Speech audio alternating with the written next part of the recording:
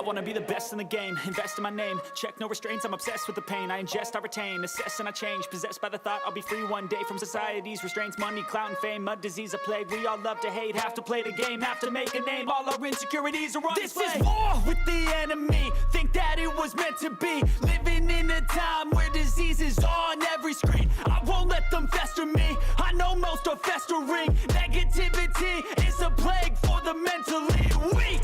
No mercy, all I got is working. Never stop searching, never quench the thirsty. I'm toxic and psychotic, with this logic, you can't stop it. It's been chronic since I was a boy, so neurotic and chaotic. Built to last with the webs I'm weaving. I could change the past with all I'm achieving. Got my foot on gas, never stop competing. If you break like glass, then this life's gonna eat 'em. Make mistakes real fast, then you learn how to beat 'em. If you take off the cast, you can see all the healing. If the pain's in the past, move on from the grave and put your foot on the gas. No, never stop competing, yeah. I've been doing this, I'm on it.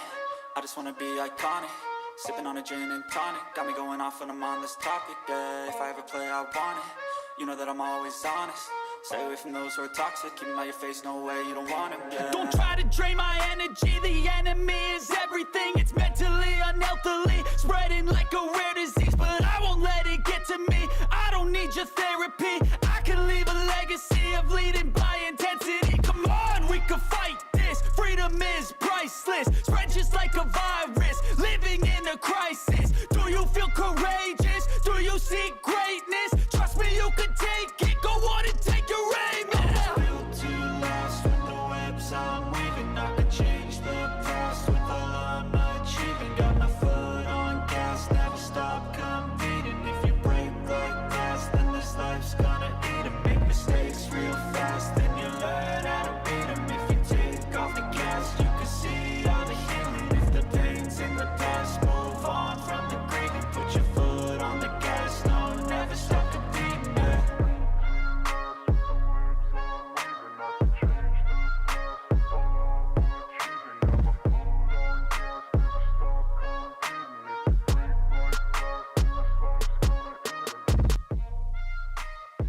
Late night crew.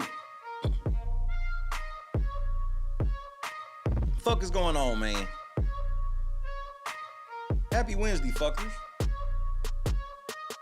This is a great Wednesday. Chadrick, Clee, what it do? It feels good to be back.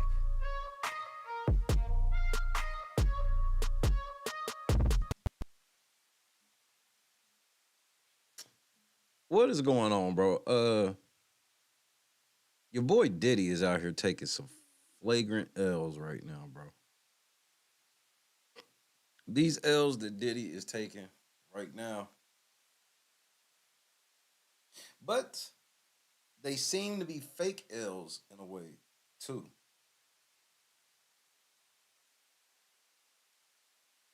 Anita, what's happening?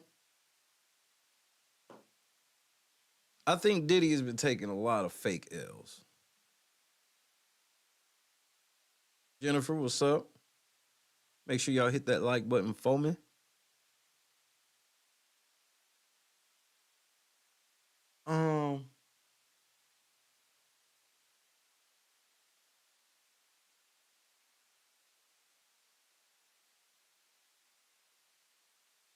The first L that Diddy took,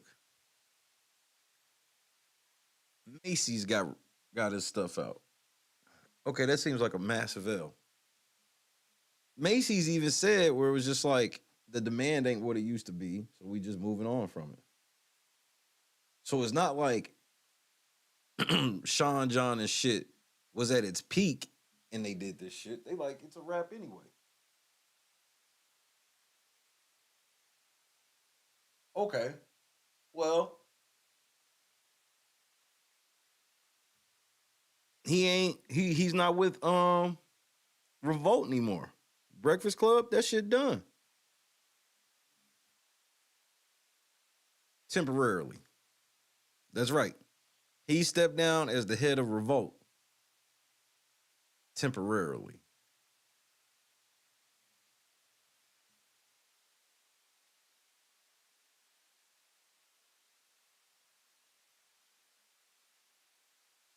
And then you got this nigga. Hold on, let me make sure I got this nigga's name correct.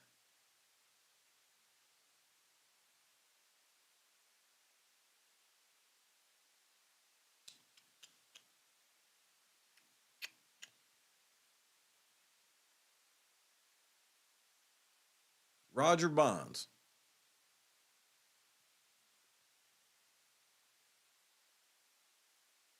Okay, Roger Bonds. Roger Bonds is somebody that used to be Diddy's personal security. This nigga comes out today or yesterday, like, hey, I saw a whole bunch of shit with Cassie or whatever. Because Cassie did name this nigga as somebody that did see some shit. Like, yeah, I did see some shit or whatever, and I'm ready to talk about it now because I can't like hold on to it no more. Well, nigga, why didn't you just come out and start talking? This sounds like you signaling the Diddy, bro. You want Diddy to send you a little bag right quick? Why don't you just ask him? Or was he gonna say no?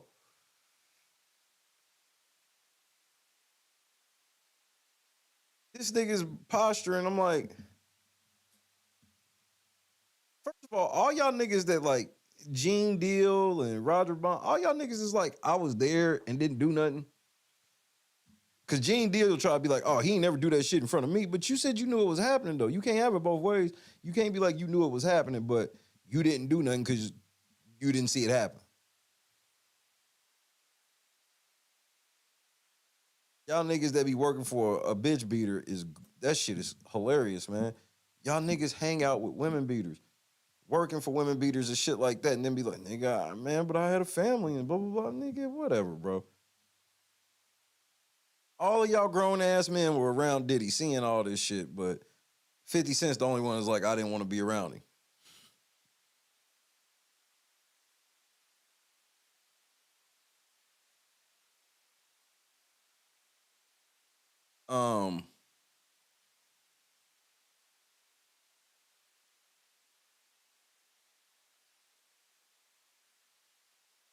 Unless this nigga come out with like some pictures or some shit. What is he gonna do? I think he's just trying to get the same bag Gene Deal is getting.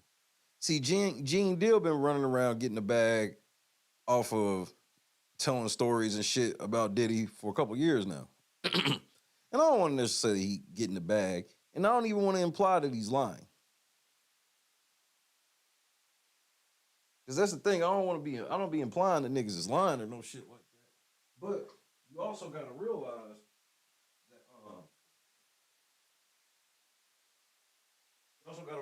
that these niggas ain't going to talk to police. Which I'm not saying they should go talk to police or whatever, but y'all can't be playing this concerned citizen role while not doing concerned citizen shit. Y'all not even acting like concerned citizen. Y'all just hopping up on trendy YouTube channels. Like, if I hit Gene Deal right now and be like, hey man, come interview so we can help get this story out, blah, blah, blah. First of all, that nigga gonna charge. And second of all, when he see how small my channel is, he gonna say no or really charge me or like double charge me. So even if they telling the truth and it's like, yeah, you getting all these stories out and whatnot, raising awareness, quote unquote. But y'all niggas ain't doing it for free.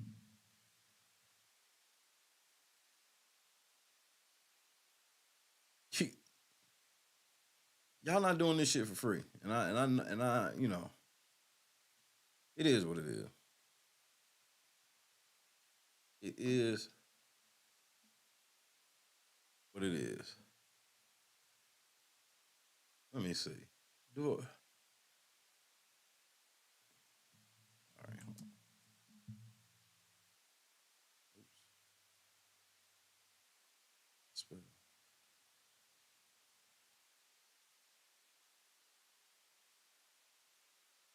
All right, here we go.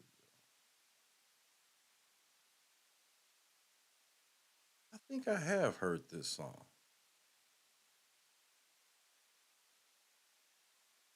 I think I have. Do y'all niggas know who Nardo Wick is? I have no clue who this nigga is. But I think I've heard this song. Hold on. Play a small snippet of his video.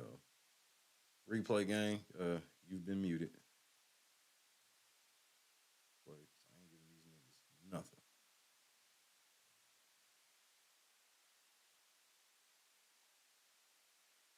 All right, let's check this shit out.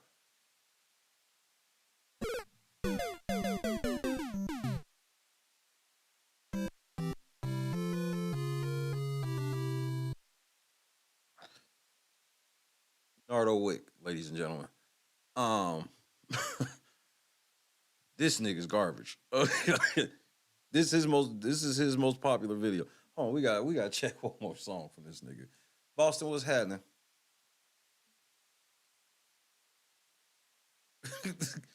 One, two, three. Nigga, are y'all serious?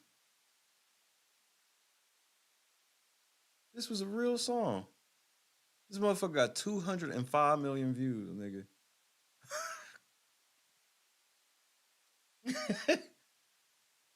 205 million. This is we getting ready to go into this Nardo Wick story, but I don't really know what this kid is like that. So we doing a little reconnaissance. So let's check this out. That first one was terrible. I mean, this one's better. But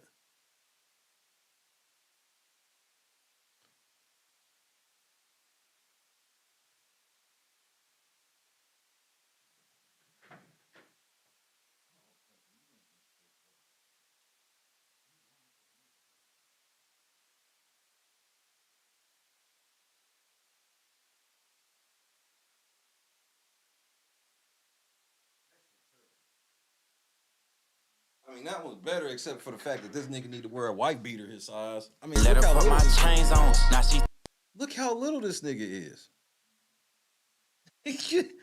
This nigga is 105 soaking wet.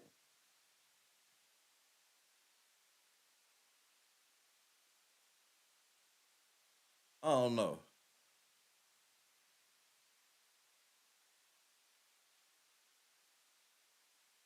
Apparently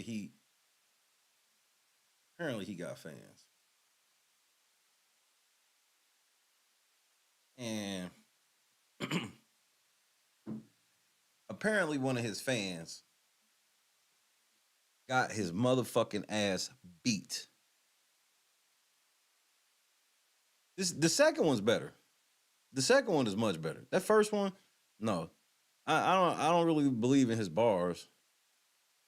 But this second one is definitely better.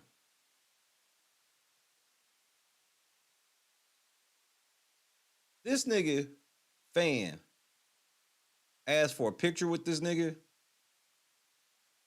and proceeded to get his ass thunderclapped. I'm about to play that bitch real slow because I'm going to have to cover up the moment of impact.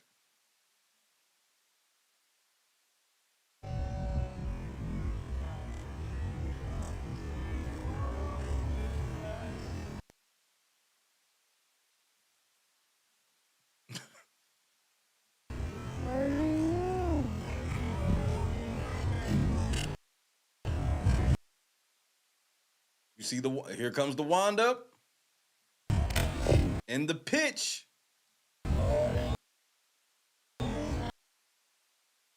Sorry, I can't show the actual impact because of YouTube, but you can see the aftermath.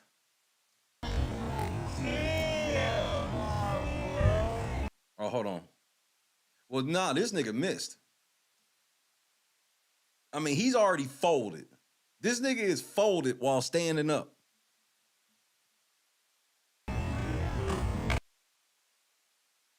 Just in case he landed. You see that nigga gear up. You see that other nigga gear up. Then he hit his ass again while he was asleep. mean, he missed all them other ones. I mean, wind up, bro. I mean, that shit was lethal. When I tell you that shit was lethal. And then this other little nigga comes up. Wham, wham.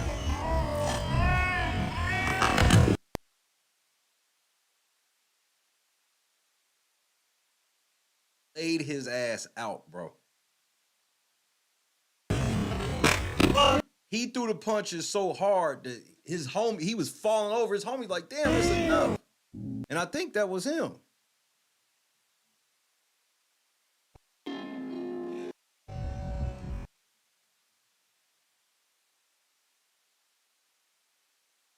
This nigga sleep. This nigga wanted a picture.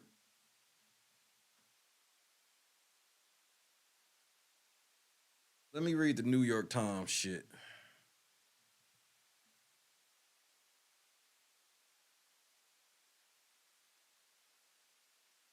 Rapper Nardo Wick's entourage brutally knocks out Fed,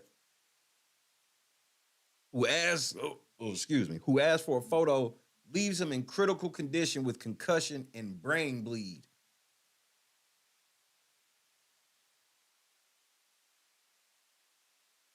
Members of a Florida rapper's entourage brutally attacked a young fan who had approached the musician for a photo on Monday night, leaving the man with a concussion and a brain bleed. George Obergen, I'm so sorry for butchering your last name, cuz 20 is in critical but stable condition following the ruthless beating outside Club Sky in Tampa, where rapper Nardo Wick had performed earlier in the night, according to WFLA. George walked up to Wick, whose real name is Horace Walls III, of course. He looks like a Horace Walls III. And his entourage after the concert in the hopes of meeting his, quote, favorite artist, end quote. George, who had VIP tickets for the concert, was blindsided and knocked unconscious by one member of Wick's entourage. Disturbing social media footage showed. As George was frozen and leaned up against the wall, a second man delivered at least 3 more punches as the defenseless fan fell and his head bounced off the ground. Quote, I want everyone to see what these motherfuckers did to my son, quote, end quote, George's mother, Michelle, said. Moms has entered. Hold on, nigga. I gotta put moms has entered the chat, nigga. Hold on, nigga. Moms has entered the chat, nigga. Hold the fuck on, nigga. She's not playing, nigga. Nigga, direct quote, nigga. I want everyone to see what those motherfuckers did to my son. Talk your shit then, big mama. Quote, at no point was my son aggressive. At no fucking point did he show any sign of harm. My son wanted a stupid fucking picture with his favorite artist. And this is what he gets. I'm sick to my stomach to think about how this could have turned out. You stupid bitch. Getting on you, moms. Nope, you're not doing this. Why the fuck? Look at this weak ass nigga. Why are you at a Okay. They were at a place called Ybor City. They know what Ybor City is. Shay was in Tampa for about a month, right? Shay ran into these girls that we call hot tub hoes. And the hot tub hoes was trying to get me to go to Ybor City. See, they was white, but they looked like they could handle it. They was ratchet. You ain't ratchet. What the fuck you doing going to Ybor City out here in a fucking dark ass alley? Hey, can I get a picture? You look like the fucking police. Now, this is just me getting the whole personal accountability shit out the way. You look like the fucking police, nigga. You lucky they didn't shoot you. I don't give a fuck who it is, nigga. Once niggas leave up out of a building, you can't just walk up on niggas like that. You may get fucked up.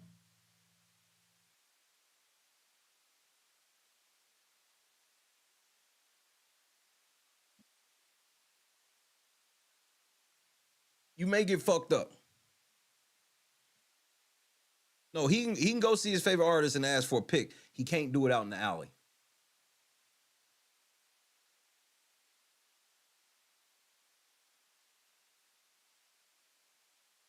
You can't.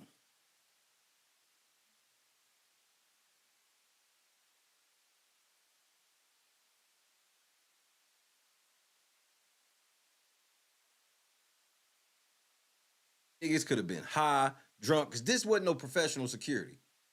That's the other thing. You gotta be able to recognize professional security. Professional security, if you was in the wrong, they would just push you back. Hold on. What's up, bro? Hold on. Who are you?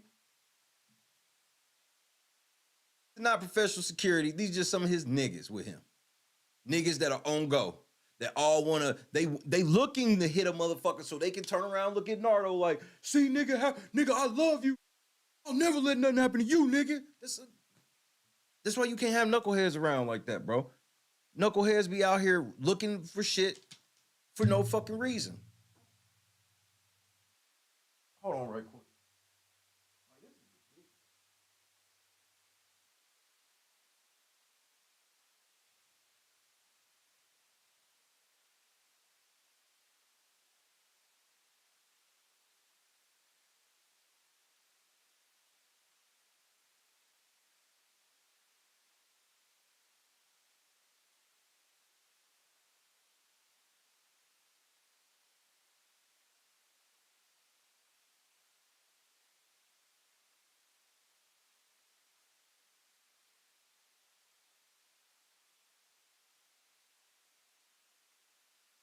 Like, you like white kids, y'all gotta stop, bro.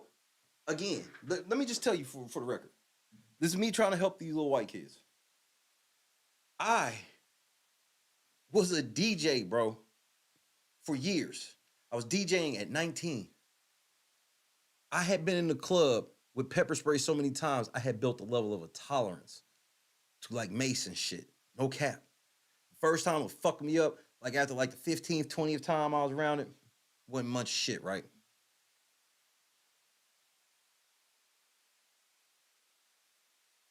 There were certain places I just wouldn't go.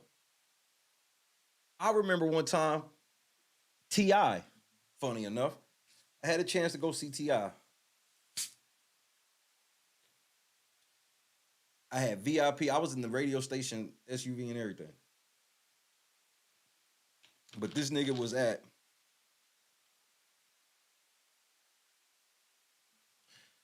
this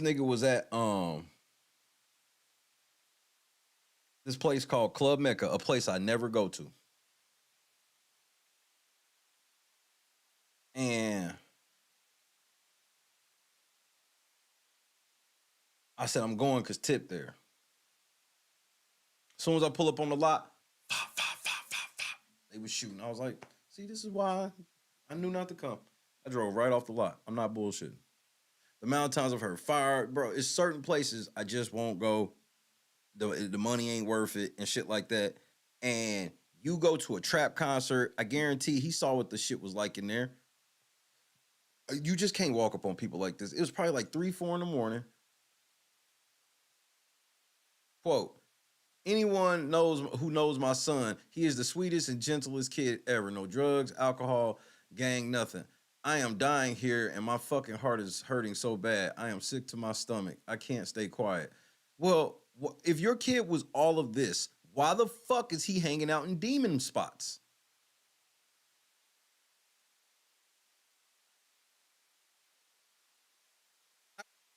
Tired of hearing that shit. Was like, my kid was just such perfect kid. Then what were they fucking doing there? Because there were lots of kids that are perfect that weren't fucking there and didn't have to worry about this shit.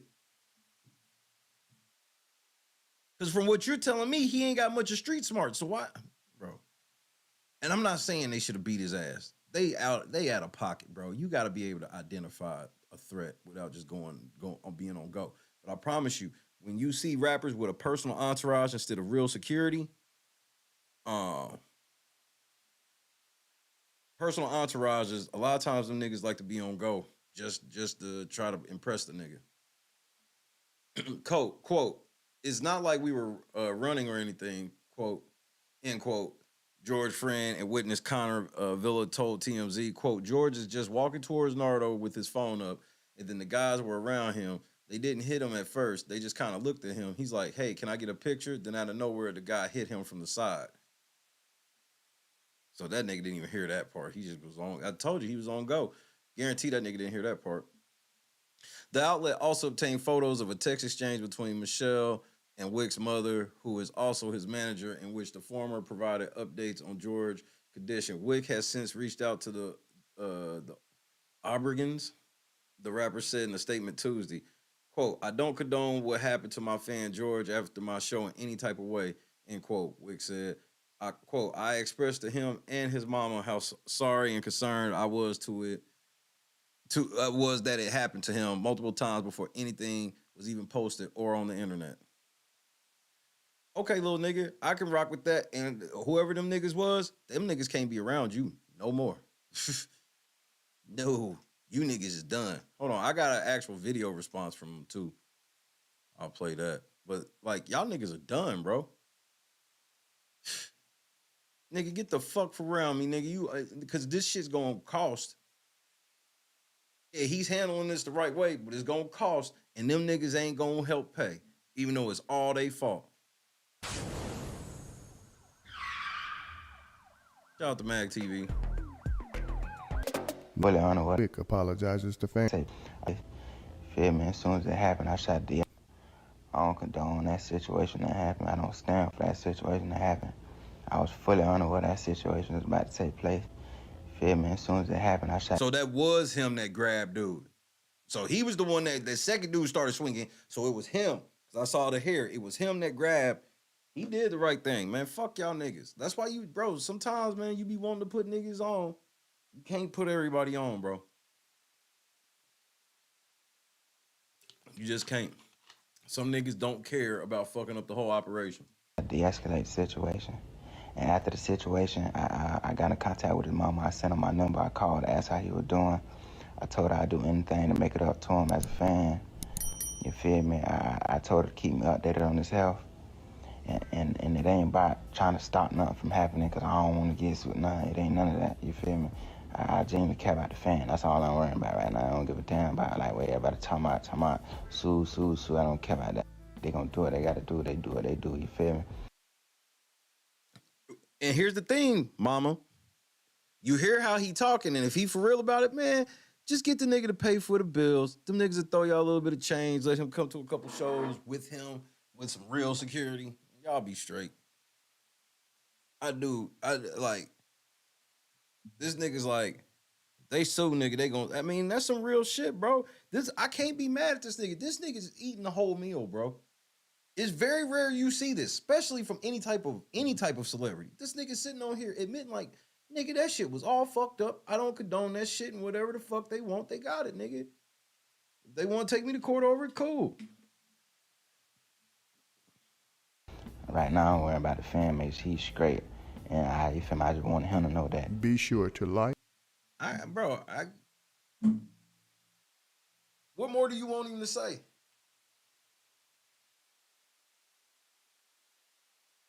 I mean, I guess you can tell him, hey, well, can you come out and say that nigga ain't gonna work for you no more? Gladly. Like, shit, bet. That's all y'all niggas want? Hey, nigga, you going back to the house. You going back over probably his auntie's. You going back over my auntie house. Yeah, nigga, you sleeping on that floor again.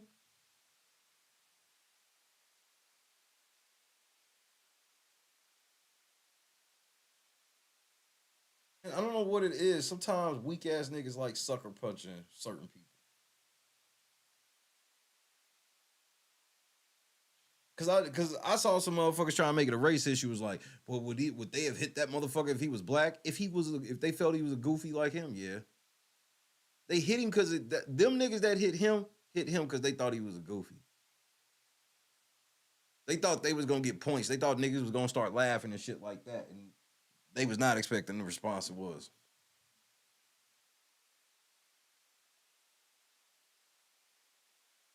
And then whoever it is gonna get their ass beat when they get home. and you done fucked that money up. You was on the road with him, and now you back here because you had to hit that punk ass white boy in the face. I'm so ashamed. But mama, shut up. Fuck that bag up. You just like your damn daddy.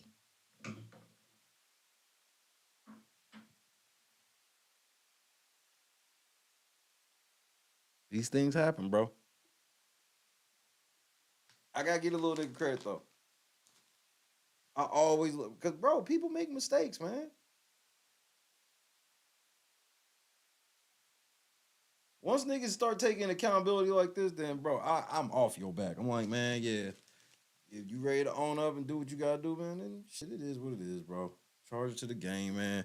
Just make sure you stay genuine with that nigga. Who knows, man? They end up having a lifelong friendship from this shit.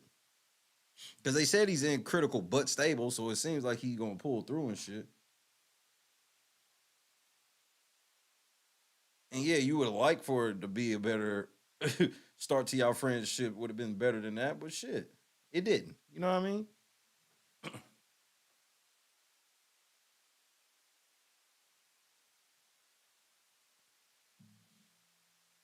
Because that look, because obviously they didn't get that from him. His response was immediate, and this is before he was even on the internet with it.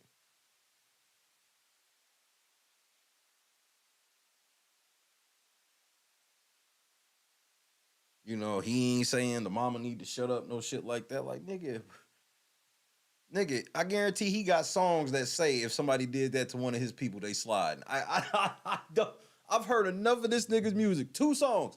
I guarantee you, if I look into this nigga's catalog, somewhere in a song, he mentions that if one of his people get done like that, they spin in the block. How much you want to bet? So at least I can't say he a hypocrite on it. Because a lot of times niggas be hypocrites where it's like they say all that shit, but then when motherfuckers ready to spin on you, you don't understand.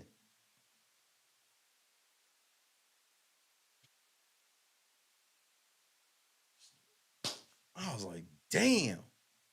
Fuck that nigga world up. Hey, it's Dub in the building. What's up,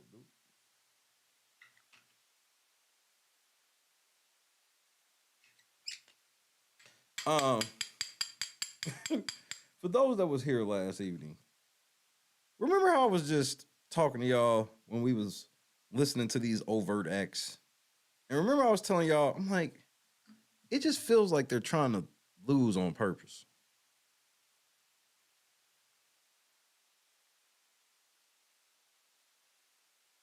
After what happened today, bro, how the Law and Crime Network with 5 million subscribers, which all they do is be showing court cases and shit like that. They like the new court TV. How did they fuck up and show the jury like that? How did they fuck up so bad?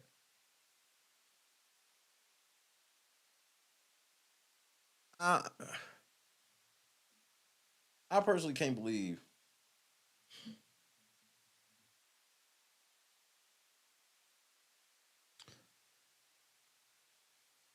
that they showed the motherfuckers, and for Adam 22 to come out and be like, yeah, nigga, here they go right here. And I'm like, how is this trial gonna keep going? And I'm like, so what are y'all about to do? Okay, so the jury is sequestered. Y'all just gonna let these niggas, y'all ain't gonna let these niggas know that they've been seen on TV now? You ain't gonna tell them, just let them serve as jurors and then send their ass back home?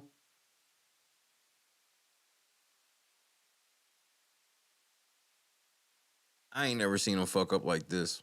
I've never seen them make an error of this magnitude. This is akin to somebody walking on TV with their dick out. You know what I mean? That's the level of care that was supposed to go into this. This is like, what they showed is akin to, I'm not playing, it's akin to full frontal nudity on YouTube. It's like the same thing where it's like, there's no way you can explain making that mistake.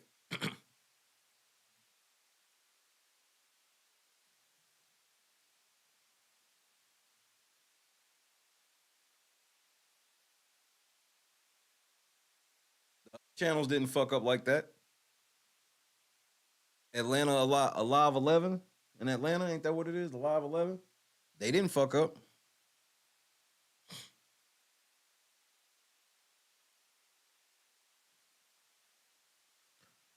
And it all depends.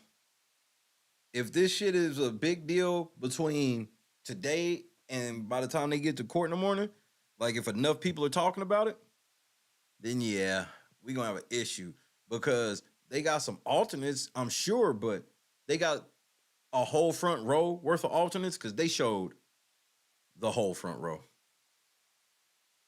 The whole front row. And I blurred the shit in the video I made earlier and whatnot. Cause man, don't show them people, bro. You ain't gotta show them to get the point across. Like, this is a fucking They said that these niggas are supposed to be one of the biggest gangs in Atlanta. So you think that wouldn't put their lives on the line? So usually they showed the whole front row, and it was more than 4 people in that row. For sure.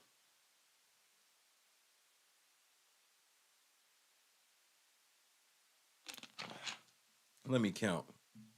Because I can look without y'all seeing. 1, 2, 3, 4, 5. Appears to be 6 in the front. So yeah, 6 and 6.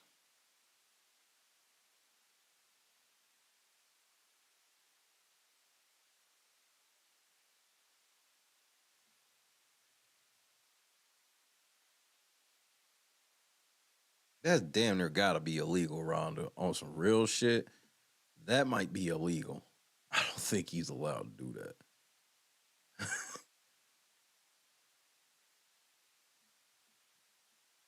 That don't mean he ain't. I don't mean that like he ain't doing it. I'm just meaning like he ain't allowed to do it. I'm quite certain. Definitely not monetized. That shit can't be monetized, definitely. Now, if it's not monetized, he could probably get away with it.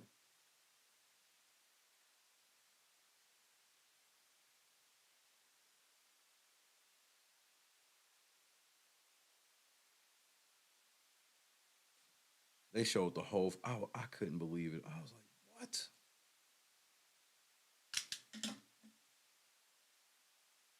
And then Adam from No Jumper comes out. Adam 22 comes out, says the shit.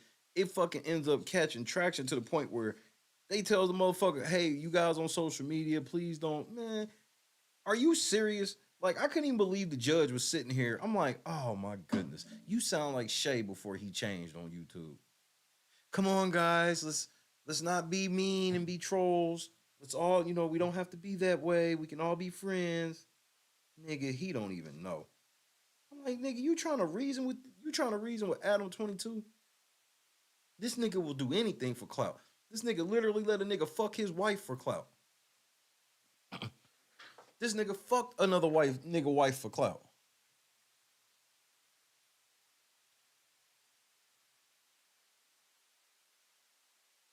Then you trying to reason with a nigga that is this nigga literally worships the devil.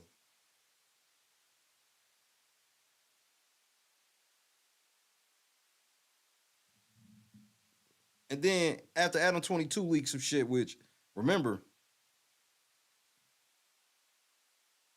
I need to put this on the soundboard. Can I put it on the soundboard from here? I think it's already ready. Pause.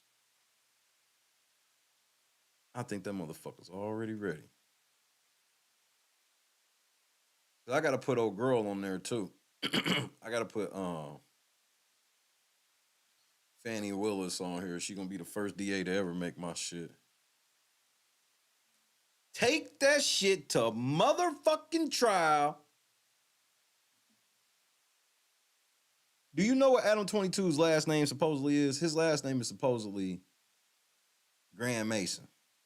What does that have to do with Slim Thug? I'm a Mason. I beat all my cases. Let's not forget that. That nigga said that shit out loud, nigga. And Thug ain't no convicted felon or no shit. This nigga facing a Rico trial without being a convict.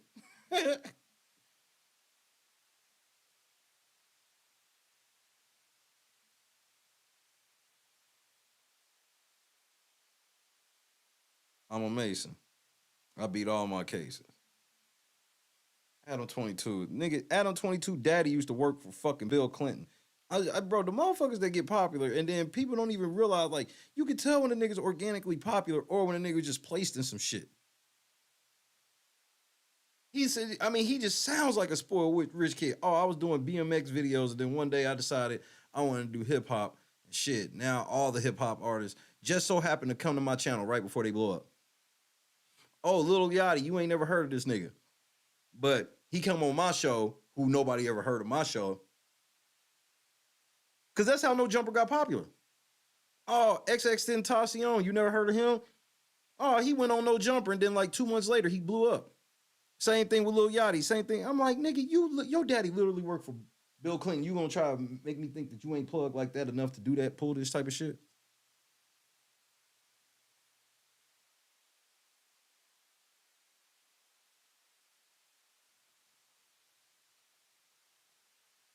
Then this nigga's like, okay, I'm gonna make a podcast that's basically for the youth, teenagers, and the music they listen to and whatnot. And then I'm gonna tell them to subscribe to my shit off the air where I literally film pornos and let them watch me fuck bitches. Like, Adam 22 is the devil, bro. Yo, the devil's in full effect.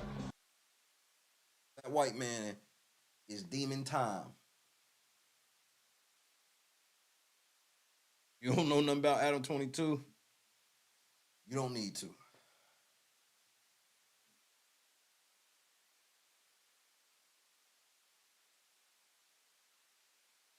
This nigga exposed that motherfucking jury, nigga. I couldn't even believe that shit.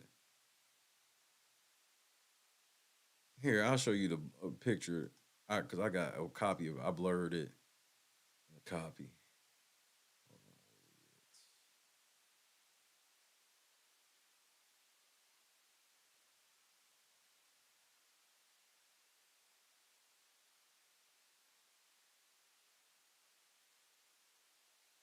And then trying to concern troll.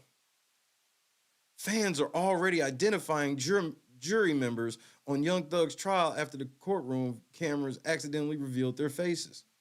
Nigga, how the fuck do you know?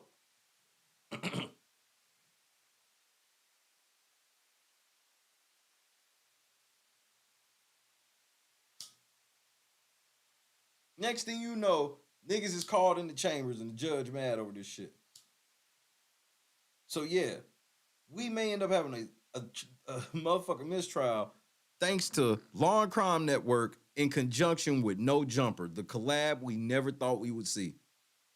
Anybody that know anything about this YouTube shit, that is a collaboration we never thought we would see. Law and Crime Network and No Jumper collab to get Young Thug off.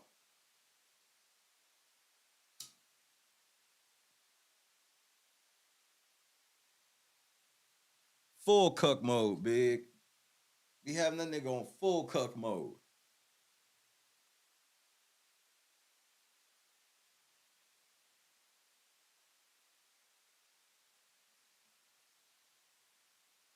This is some wild gameplay.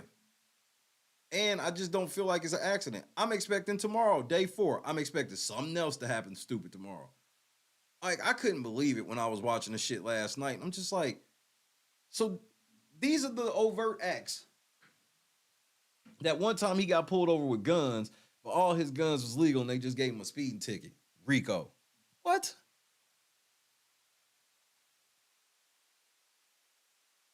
One time some niggas that he knew got locked up. Rico.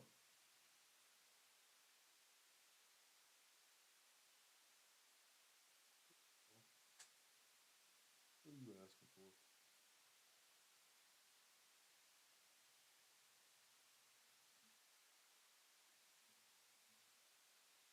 Do y'all think it's gonna be a retrial or a mistrial? Retrial. Mistrial 1 for years, 2 for no.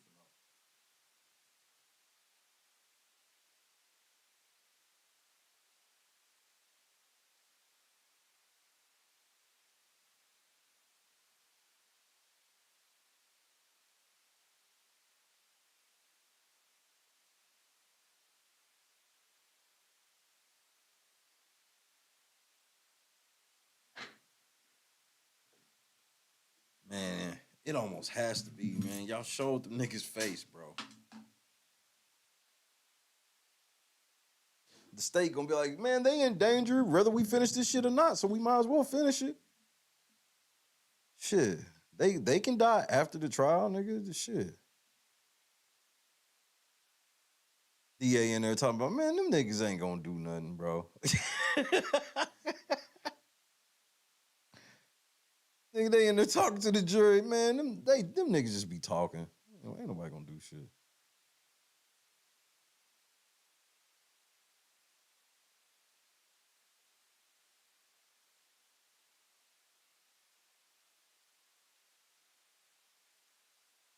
Man, them niggas just be barking, bro. Man. Yeah, they YSL, but they nigga, they don't, nah, they ain't, nah.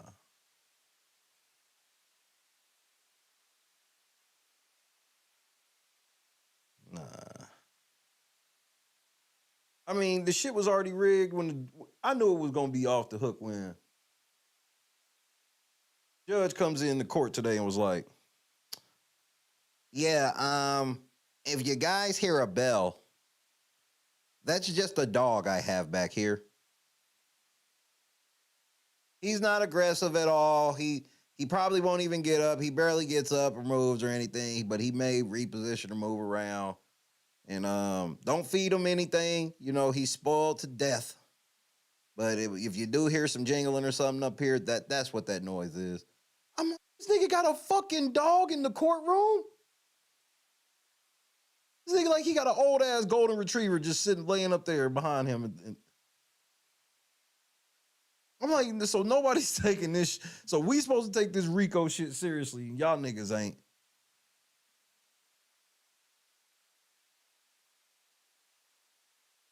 Nah, it ain't the dog. Not the dog that Josh wanted freed. Nah, it ain't that dog. Free the dog.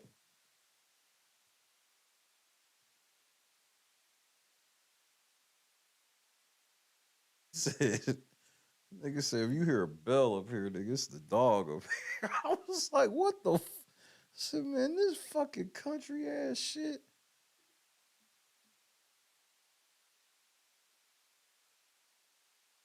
And that judge be catching an attitude, nigga. He be catching attitudes.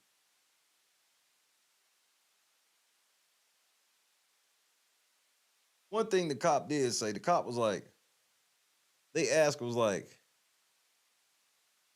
you know, are YSL the label and YSL the gang the same thing? And that nigga said no. And I was like, why would you say no? Like, y'all trying to prove that. He was like, this nigga gonna say, well, I haven't known of YSL or the label that long because they just came out in 2014. They just incorporated in 2014. The people we talking about is the people that were in action before that. I'm like, so are you telling me that these niggas have been in business for almost 10 years now, 8 years at the point of arrest, and y'all fucking with them because you said all the shit they on now, you don't know nothing about. It's all the shit they was doing before. So why didn't y'all get them then? That's the part that just didn't even make. I'm like, bro, this nigga testimony is trash. Like, it's like they're trying to lose on purpose.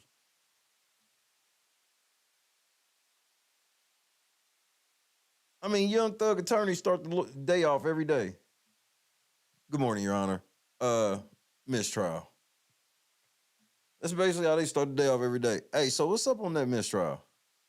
So we gonna go through it today? All right, well, we'll holler about it tomorrow.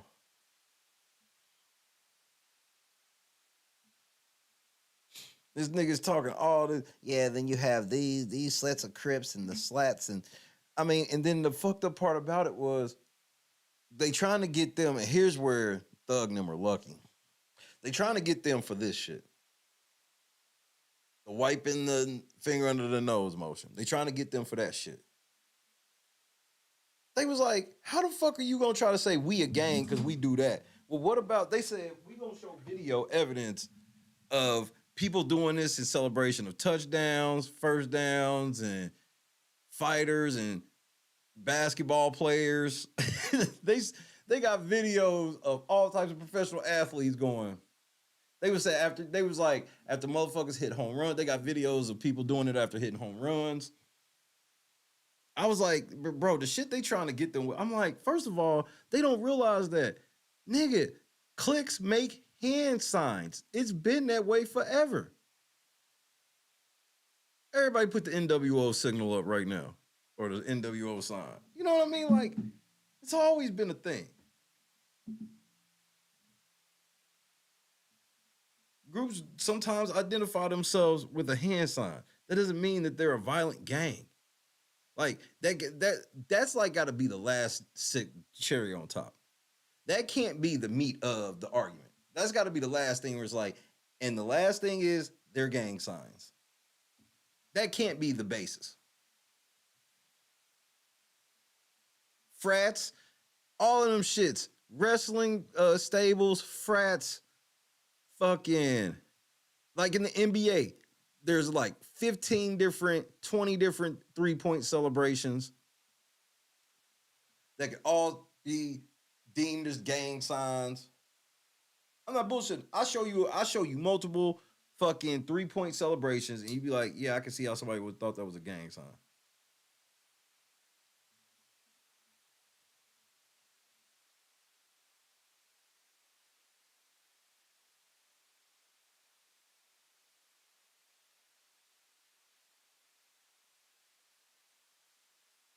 So,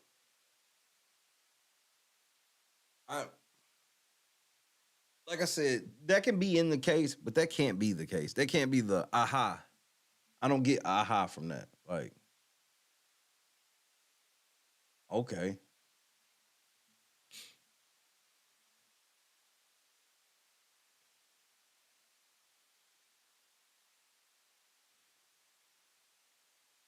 I will just say, their case isn't going to be interesting until they get one of them snitches up there.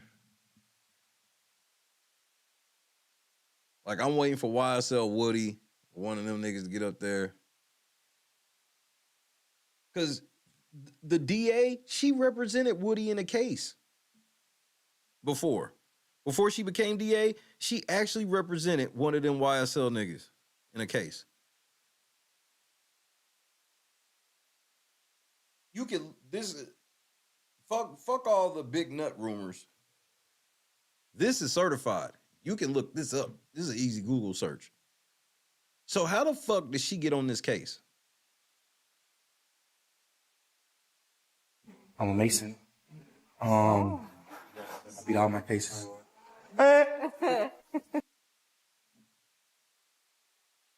She's represented a YSL nigga before. Now all of a sudden she's on the other side prosecuting these niggas and just so happens to be doing a really, really, really, really, really shitty job.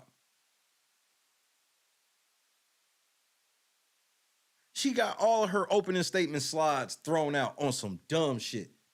He told her beforehand, then after she didn't do it, she made a bunch of wild ass errors. It was like she did the shit that morning. Goes, look, we gonna go to lunch right now. And I think he gave her like 2 hours. She still don't do it right. And then just like, all your shit out. I'm like, how is she fucking up like this when this is like supposed to be a career case for her? She's trying to put down all of YSL.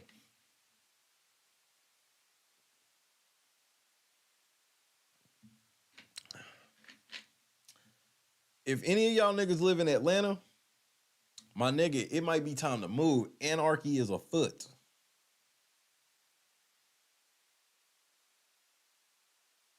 All right, y'all niggas gonna be Death Race 3000 here soon. Y'all see what it did to Andre 3000?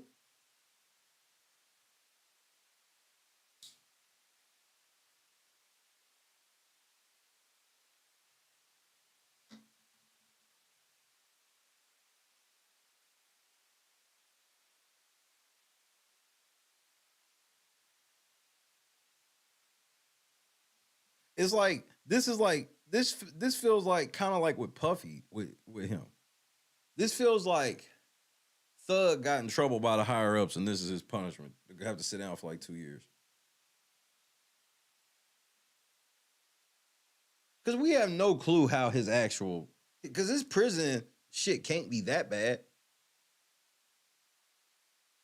He's clearly well fed.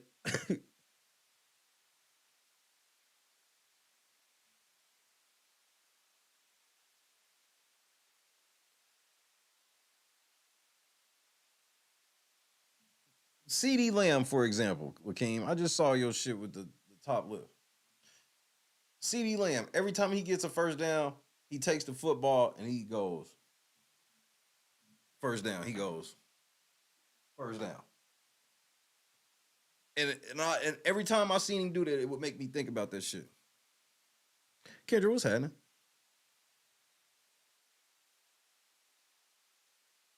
And I'm like,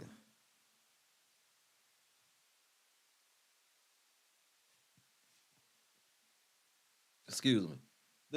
Like I said, the cop got up there and made a clear distinction of YSL the gang and YSL the label. And I'm like, but from what you saying, they've stopped being active since 2014.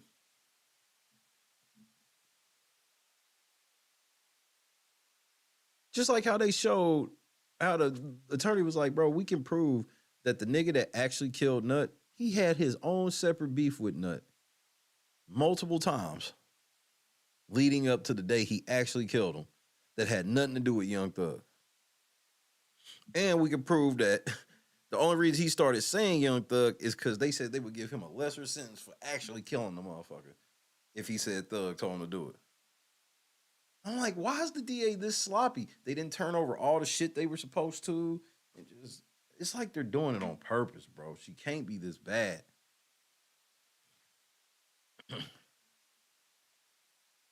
What are you talking about, King? What are you referring to? You talking about the cop?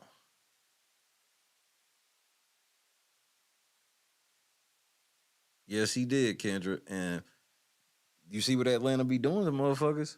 Lupe did a freestyle over one of the tracks.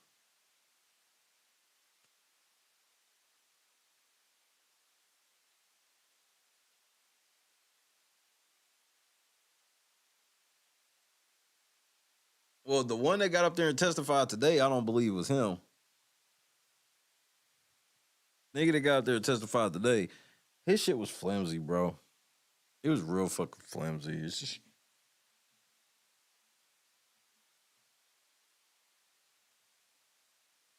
Like, it's so funny when you listen to gang experts testify, and it's like, nigga, I would never consider myself a gang expert, but I be knowing way more about the shit than y'all. Y'all do not be sounding like gang experts. It's just like, okay, y'all know what certain euphemisms and letterings mean and shit like that, and initials and whatnot. That don't make you no fucking gang expert, bro. I covered that fucking cop earlier when that nigga was saying that goofy shit. I've basically been on this YSL shit from the beginning.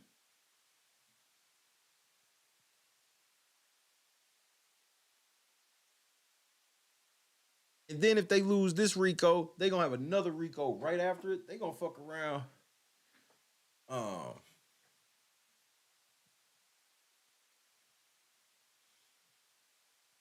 They gonna fuck around and drop the other one. Cause they had the other niggas locked up first. So if their case was strong, they would have did them niggas first. Why would they take this one first? They took this one first because this was supposed to be the easy one of them. What up, Jackie? This is supposed to be the easy one of them. Who's this motherfucker? I don't know if they gonna go after Lucci like that.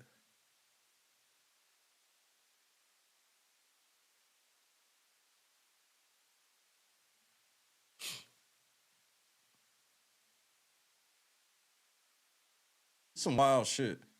I can't believe they showed the jury like that. I just, excuse me. That caught a motherfucker off guard.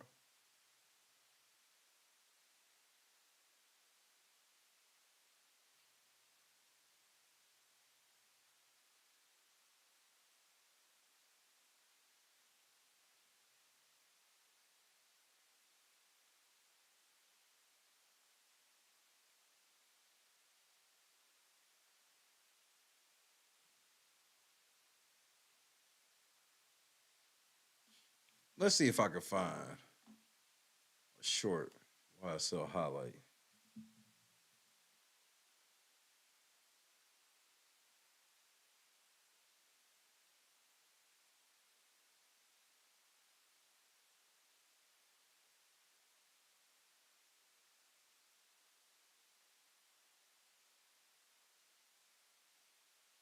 All right, let's see what this news clip has to say. Make sure y'all hit that like button. Hit the PayPal, Cash App so we can hit the goal, all that good shit. Happy, what, we getting ready to turn Thursday? We are. All right, let's roll. Explosive day in court for jurors hearing testimony in the YSL trial. Today, a judge ruled you will only be able to hear instead of see testimony from a particular witness. The ruling followed a elongated process. Prosecutors trying to prove YSL is a gang. Defense attorneys for rapper Young Thug argue otherwise. Atlanta News First reporter Rachel Aragon live tonight outside of the Fulton County Courthouse. And Rachel, walk us and everyone at home through what happened today, prompting the judge's ruling. Yeah, just about 30 minutes ago, we heard from Judge Glam. Yeah, that's not the voice I expected to hear. He tells us that a poll camera of a different media outlet inadvertently showed the faces of several jurors in the courtroom earlier today because I'm a Mason. I beat all my cases. that very reason, showing those faces, he's asking us now to not show the face of the very first witness testifying in this trial. That's an Atlanta police detective, but he did say the audio. That's the part that don't make no sense to me. They was like, since they showed the face of the jurors, we not gonna show the face of the cop. What? That don't make no sense. Audio of his is good to show. Is YSL a gang or a record label? While defense attorneys claim it's a record label, prosecutors allege it's a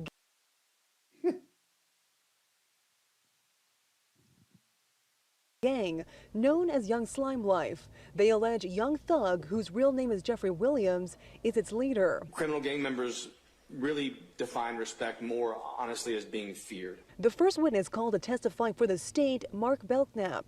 But then you told his name, though. Atlanta police detective who works in the Marcy was having agency's gang unit. Belknap, a court-certified gang expert in this case, testifying on everything from gang communication to gang culture. Criminal gang members really define respect more honestly as being feared. Prosecutors claim common name, raised on Cleveland, ROC gang, ROC crew, sets, young crew, young brew, young loyalty, YL, sign, symbols, red bandana, 5-point star, triangle hand sign, rock crew, 5-point stars, red accents, rock gang, Cleveland Avenue, Crips, red bandanas, custom clothing. So what, we blooded? What? the alleged criminal group began as Lakeem, they showed his whole face for more than half of his testimony. They came back and was like, we don't want to show his face no more. And I think the judge kind of ruled it more so. They're saying it different than how it was. It's kind of like, because the jury's like right next to this nigga. Like you see in this picture, look.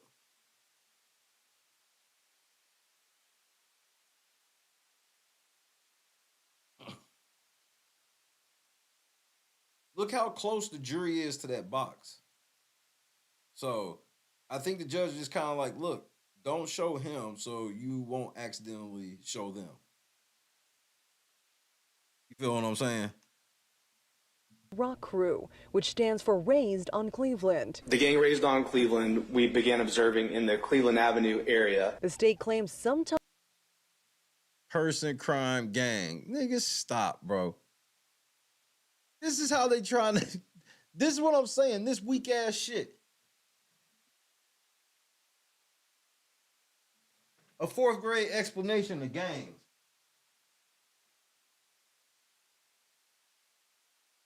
The whole front row of the jury's black. They don't need to be explained to what a gang is by a fucking white man. This is just dumbass strategy. The whole front row is black. And they got this white man up there trying to teach these black people in Atlanta about gangs. Anything is gonna expose that he don't know what he talking about. Some of the niggas gonna be sitting up there like, yeah, that's not how that shit work. Nigga, I got family on Cleveland. That's not how this shit work. In 2012, an internal rift among its members led to the creation of YSL. Belknap claims to have observed the group's evolution as an investigator on the streets of Atlanta. We've identified over 100 members and associates as of the present time. You trying to thug while being literally an international superstar. Literally international. He's running 100 niggas on one block. That's where it's hard for me to believe. Yes, I believe a lot of niggas that he know that's still there are probably doing some shit. That don't mean you can put that shit on him. They were based in the same area as the previous rock crew, and in fact, what we discovered was many of the members now claiming to be YSL actually had previously claimed to be members of rock crew. Earlier, claiming to be members of YSL. This week, defense attorneys for some of the co-defendants on trial telling the jury their clients' actions had nothing to do with organized crime. We're not hiding from the past, but the evidence will show that Shannon's decisions starting over 10 years ago had nothing to do with YSL or any other organization. Like, bro, I can't sit here and be like, man, this defense attorney full of shit, lying ass nigga. Like, y'all ain't even making this defense attorney lie. This is common sense. And Detective Belknap has finished his testimony for today. Court is done for again today, but tomorrow it will resume at 9:30 tomorrow morning, where attorneys do have the right to cross-examine that detective. We're live in Atlanta. Rachel Aragon, Atlanta News First. And Atlanta News First is dedicated to covering this trial until a verdict is reached. You can stream our coverage on Atlanta News First Plus. Nigga, I'm good. Explosive. See if there's one more. Like that, I mean, it's just, the shit is so fucking flimsy, my nigga.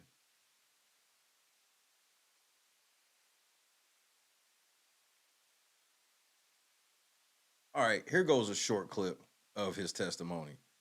This is perfect. This is like an 11-minute clip of his actual testimony. Like, nigga, this nigga, bro. I'm just like, you, again, I don't consider myself no gang expert, but if I'm sitting there and he's trying to tell me all this shit, I'm just like, okay, like, okay. See, here's one thing that cops don't realize, that actual people, like especially black people in these situations, know. Like 75% of them niggas that be claiming that shit don't be affiliated at all. They make some nigga somewhere once, took a picture with some nigga, and then be claiming shit forever. The amount of niggas in high school that claim they were Bloods, claim they were Vice Lord, claim they were GD, claim they were Crips, the amount of niggas that actually was a part of it was like in the teens, in lower percentage. So for you to show me like 100 niggas flashing some gang signs at a picnic or some shit like that don't mean shit to me. I mean, them niggas on the block. That could have been a family reunion picture for all I fucking know. In Indianapolis, they be having neighborhood reunions where niggas from back in the day all hang out, come to see and hang out and see motherfuckers they ain't seen in forever. And they'll take some pictures and make it look like they was doing some gang shit and it wasn't shit. So that's why I'm like, I'm not sitting here saying that's definitely what it is, but that's extremely plausible, which is why you need more than this shit. During your time as an investigator with the city of Atlanta, have you heard of the gang or have you heard of a group called Raised on Cleveland? I have. Would you tell the jury when you first encountered that group? Rock crew. I first heard of the gang Raised on Cleveland likely in late 2009 or early 2010.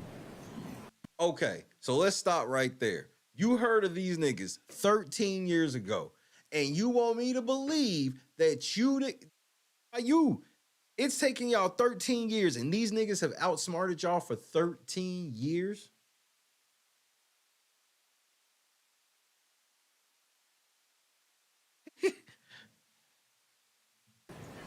And would you describe what that group, how that group identified? What were the identifiers that allowed you to recognize it? Sure, and I believe we have a demonstrative for this.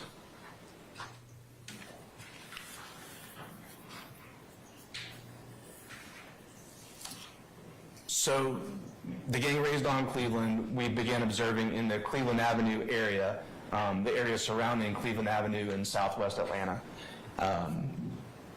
We believe the gang was formed in 2006 or 7. As I've said, I came to the gang unit in 2009 and began interacting with them shortly after that. And we have identified over 100 members or associates of that gang through the extent of that investigation. 13 fucking years, Boston. Is there a shortened name for, you have it on the next slide, for that group? Sure. So they called themselves Raised on Cleveland, but they also referred to themselves as Rock Gang or Rock Crew. And do they, go ahead.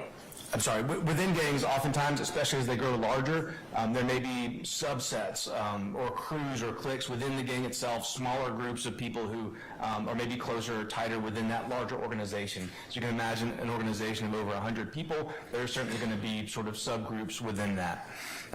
Within ROC, a couple of those were Young Crew, which they called Young Brew, and we'll explain a little bit more about that in just a minute.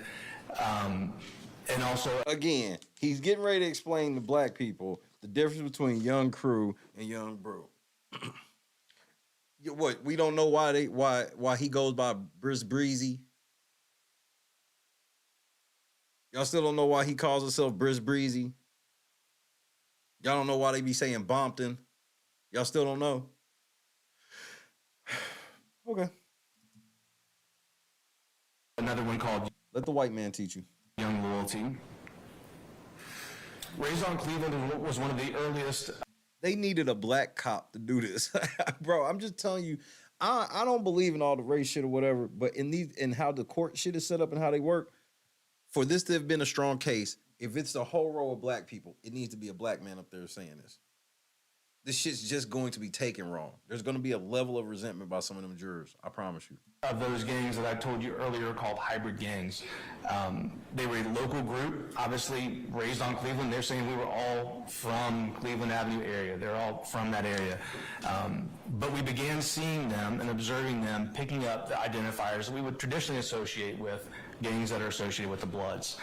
They started wearing red bandanas. They started using the number 5, including in 5-point stars. They started using their own hand sign, again. This is typical black high school behavior. Because you want to know what's crazy is? I'm 41, bro. When I was in high school in 1996 to 2000, this was the same shit them niggas was doing. And damn near all of them niggas was posing and faking. The real Bloods and Crips and shit like that really didn't come to school. That's a local thing, this triangle hand sign. They would get tattoos with the gang's name, ROC or Rock Crew, things of that nature. And they would add in along with that those 5. The girls wore bandanas, bro. I'm telling you, some of the girls that you would know now that like, and you knew them in their 20s, like they was never on that shit. That's just some shit it was. It was like, you kind of just picked a side. Some people didn't pick a side at all, but a lot of people picked a side. You was wearing red. Bro, nobody cared. Some motherfuckers was doing red on the bus to school, blue once they got to school. Shit like that. Like again, this was shit that in the 90s they were doing. And like I said, nobody was ganging like that. Point stars or the number 5 or adding in red accents to their tattoos particularly. They would tag up the area in their community with the gang's name and with some of these same identifiers that we associate with the Bloods. Bro, I can go to Indianapolis right now, and since the 90s, I can drive through areas and show you where it says like, oh, 38th Street and got some GD signs and all this shit. And they be swearing that the niggas that put that shit there are official. They always just swear whatever they find is official people. They don't realize that just some niggas be out there tagging some shit and just draw anything, nigga. I'm not saying this because I want Thug free or think he didn't do what they saying and all this shit. I'm just telling you the fucking truth. None of this shit makes me go, they were definitely, you ain't even proving it. So where's the pictures of Thug now tagging? And proof. What does Young Thug's tag look like? Like, what is his signature? Because motherfuckers got signatures. What does his signature look like? And, of course, tagging that was meant to disrespect rival gangs, including the Crips, which are of course, the sort of mortal enemy of the Bloods. He's telling a row of black people that the Crips are a mortal enemy of the Bloods. Nigga, no, bro. Nigga, no, nigga. Not the cap. I'm a Mason. I beat all my cases. Here we go, right here.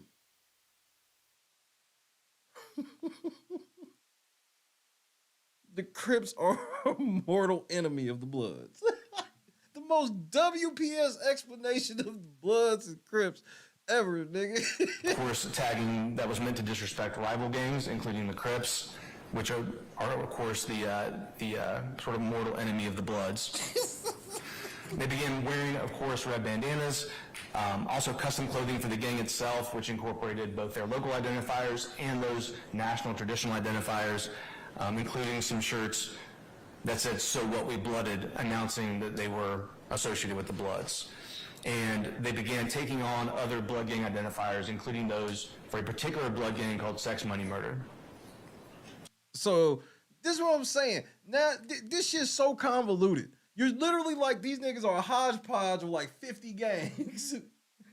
They the Rock Gang, Rock Crew, you know, it's YSL and Young Crew, and so nigga and his Sex Money Murder, but all these niggas reporting to Young Thug at the end of the day. Got you. Now, were they associated with any other gangs within the city of Atlanta? They were. Two gangs they associated with were from the Cleveland Avenue sort of greater area. The Cleveland Avenue greater area. Suck. Nigga, you suck. Which were Red Cartel in Creek City, and they also formed an alliance, a partnership with 30 Deep, which was based in the Mechanicsville neighborhood. Now, how are you all able to determine, or in your opinion rather, was Raised on Cleveland, that group that you named, you called Rock Crew, was that a criminal street gang? Yes, ma'am. Basis. Nigga stood up real quick. Basis. Not the unintended jury. Overruled objection, Mr. Steele. Yes, ma'am. Objection, Your Honor. Also, overruled, Mr. Sharp.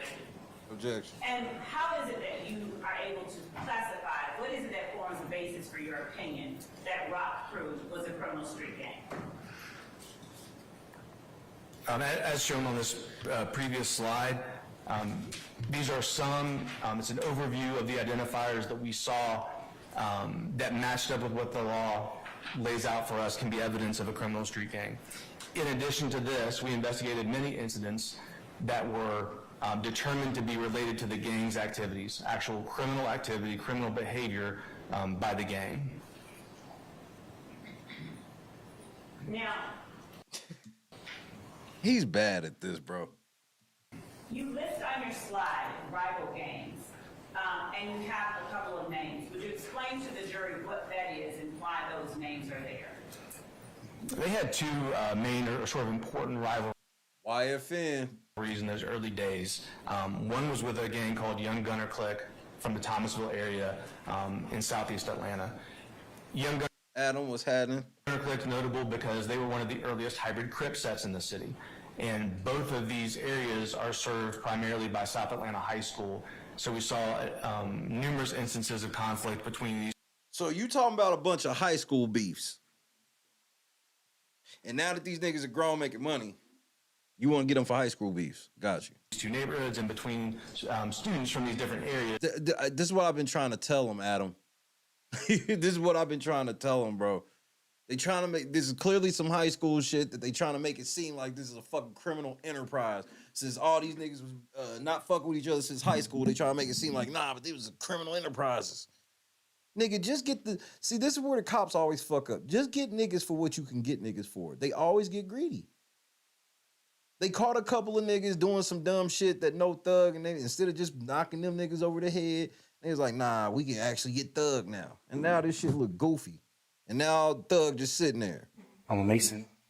I beat all my cases. Who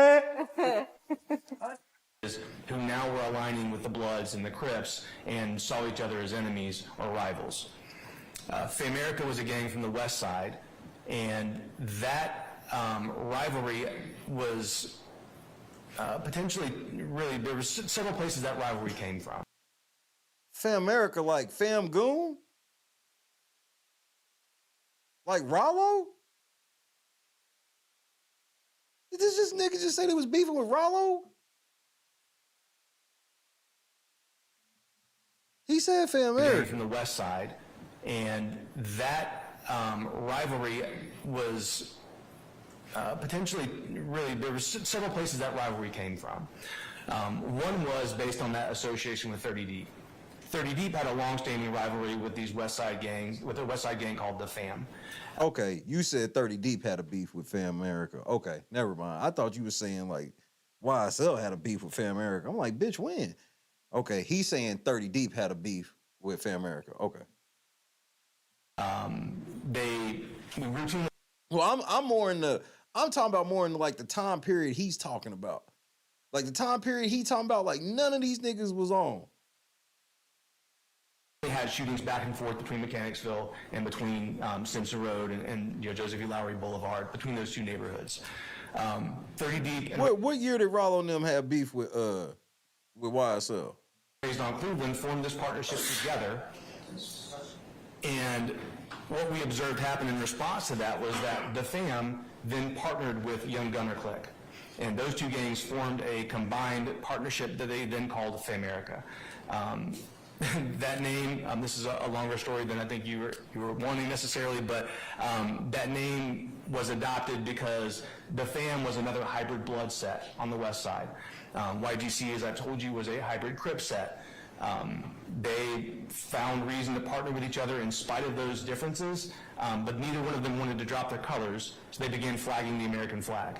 So that therefore it had both the red and the blue in their gang identifier. So those rivalries began to grow as these gangs began to connect with each other. Man, they would have did better to put Trap Lord Ross on the stand. Trap Lord Ross would have did a way better job explaining this shit to these niggas. I don't know, this nigga, bro, this nigga is making this shit sound so much bigger than what it was, bro. The Cleveland Ave greater area, what the fuck? Nigga, stop, bro. Do y'all got evidence on Thug or not? That's where I'm at with it.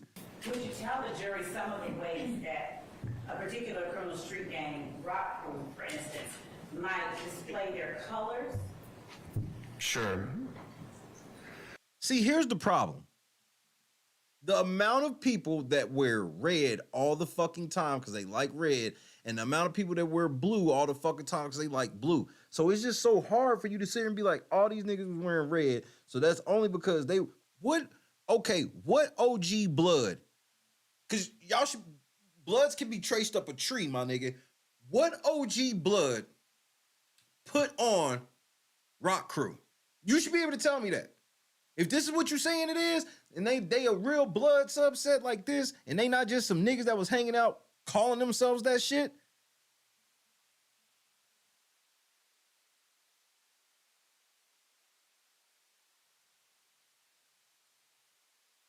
And and all you teaching young niggas to do is, okay, we can do all these crimes. Let's just never call ourselves anything. So that way, whenever they lock us up, if we did all these crimes literally for the gang, but we ain't never called ourselves a gang, they can't hit us with a Rico. Because literally, they only evidence is sitting in here like, man, these niggas was wearing red. Bro, that's what I'm saying. Wayne, thank you. At the time, Wayne was the biggest motherfucker ever. Wayne claimed blood, and everybody know Wayne ain't no real fucking blood. Because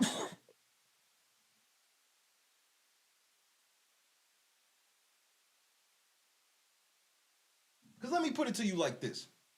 Wayne's supposed to be this big-ass public blood, right? Cool. How the fuck were y'all want us to believe that Young Thug and them were blood who shot up another blood bus, and none of the other bigger bloods got involved, did anything to anybody? And I'm talking to you, Mr. Gang Expert. Again, I ain't no gang expert, but I know what you talking about is just like, this is a movie narrative you're trying to create. You're trying to make this seem like these niggas are paid in full or some shit.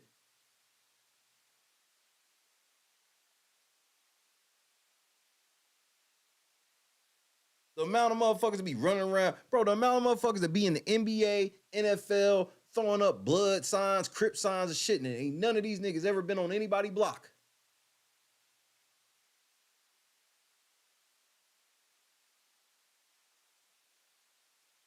I just be like, all of this ain't, if you, what you in here trying to get me to convict him on, why are you wasting time on this?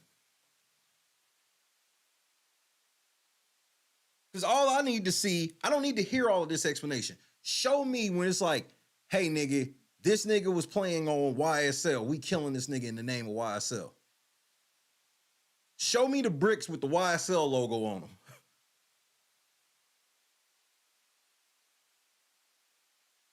Show me the pictures of motherfucking Young Thug meeting with the cartel.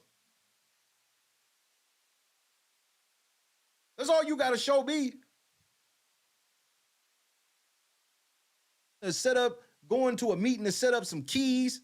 Show me that they was moving up. Show me they was moving the most dope in Atlanta.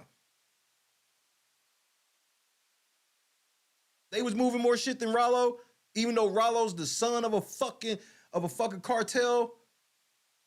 Head of some type of cartel or something. I think his daddy was one of the biggest fucking dealers of all time. Y'all couldn't even get Rollo. They couldn't even get Rollo for real. Rollo running around flashing millions of dollars of shit, private jets, all shit. They couldn't even get Rollo for good. It's almost like the motherfuckers in Atlanta be doing this shit on purpose, bro. They just spank niggas just a tiny bit to make it seem like they doing something. But then don't really fuck with them because them niggas is paying them off. Where's all the money? Where's all the dope? Where's the network of guns? These niggas like they found some pounds of weed, some bottles of codeine, and a couple of straps, two illegal straps, and the rest are just regular guns. And from this little bit of shit, I'm supposed to think that this nigga's El Chapo now. And all because you trying to trace it all the way back to when niggas started claiming little bullshit sets in high school and then trying to marry it all together as they're adults. This is some weak ass shit if I've ever seen it. So as an example, they began wearing red bandanas. It's sort of the classic gang identifier is wearing your... Where they get them from, Michael's or the gas station? You go to any gas station in the hood right now. You can get you some red hats. You can get you a red hat with a B. You can get you a blue hat. You can get you some blue hats with a C. You can get you some red bandanas, blue bandanas. This is at the gas station, nigga. They be acting like these motherfucking bandanas and shit. You can only get them like almost like Mr. Miyagi's bandana. You can only get this shit from a gang member. Like you can't just go to Walmart and buy you a red bandana and an all red outfit. You got to get jumped in to get that. Gang's color as a bandana or other form of clothing.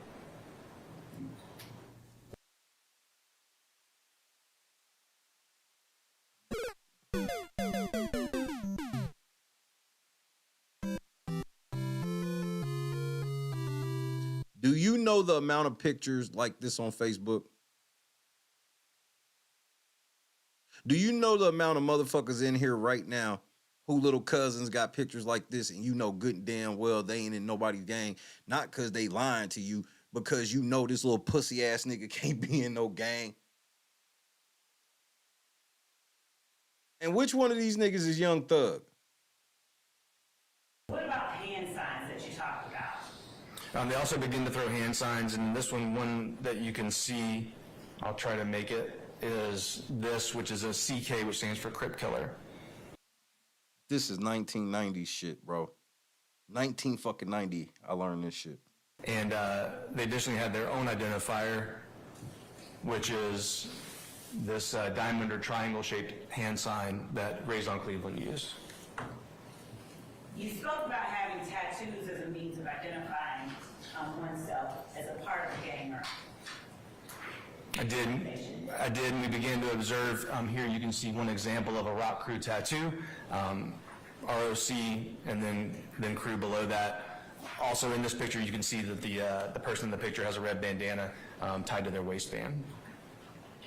Ooh. Are there any other instances of tattoos displaying one's affiliation that you've been privy to observe and see during your time as an investigator?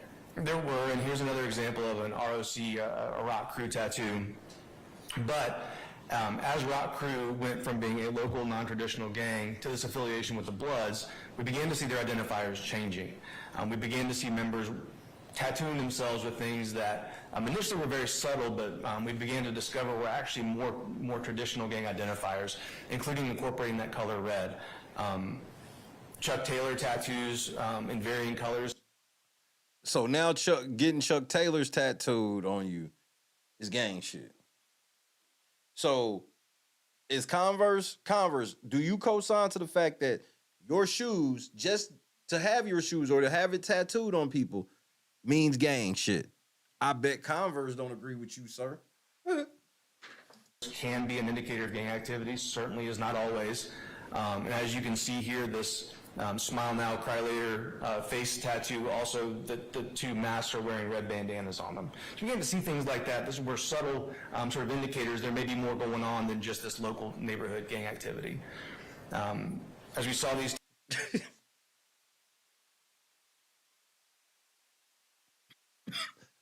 I'll tell you what, none of these tattoos have looked the same.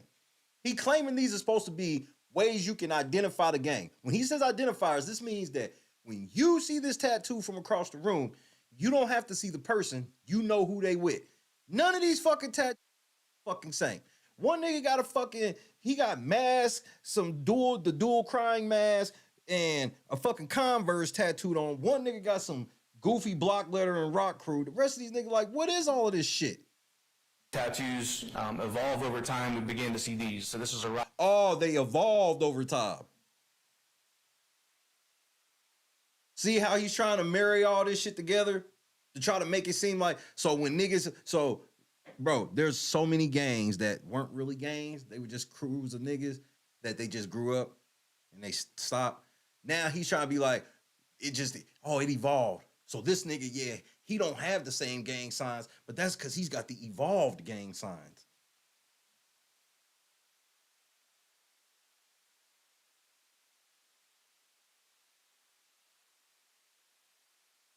Crew gang member who's tattooed this word all the way down his forearm, and it says Cleveland. Okay.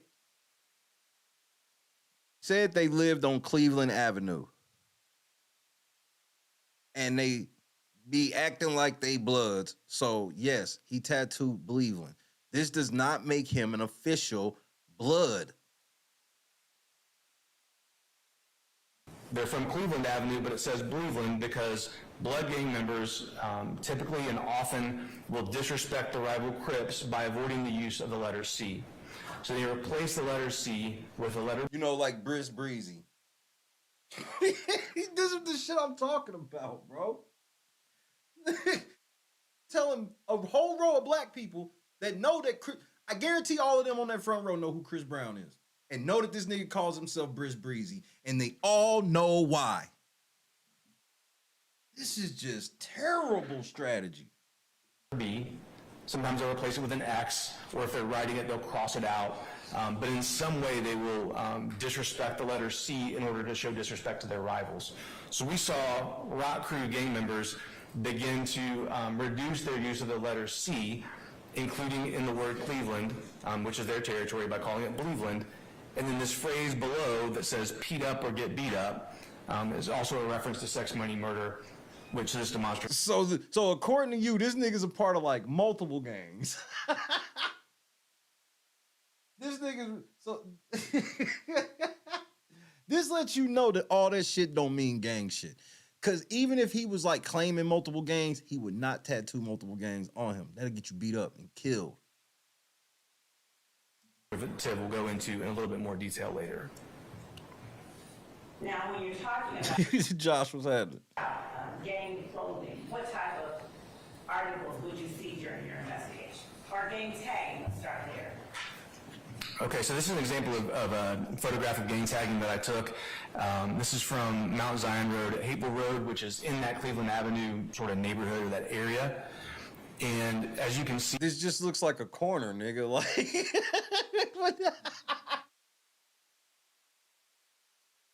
nigga, I thought he was about to show a corner on Amsterdam. I thought it was about to be fiends out here, niggas on the block slanging shit. A couple niggas standing out here with the burner, with white beaters on. Hey, nigga, keep on moving, nigga. Hey, don't be taking no pictures out here, nigga. What the fuck you doing, nigga?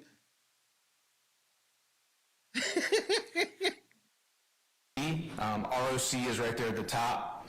It says RIP Trey, but then there's a red 5-point star. This nigga, wait, no, nigga. No. Your proof that they a gang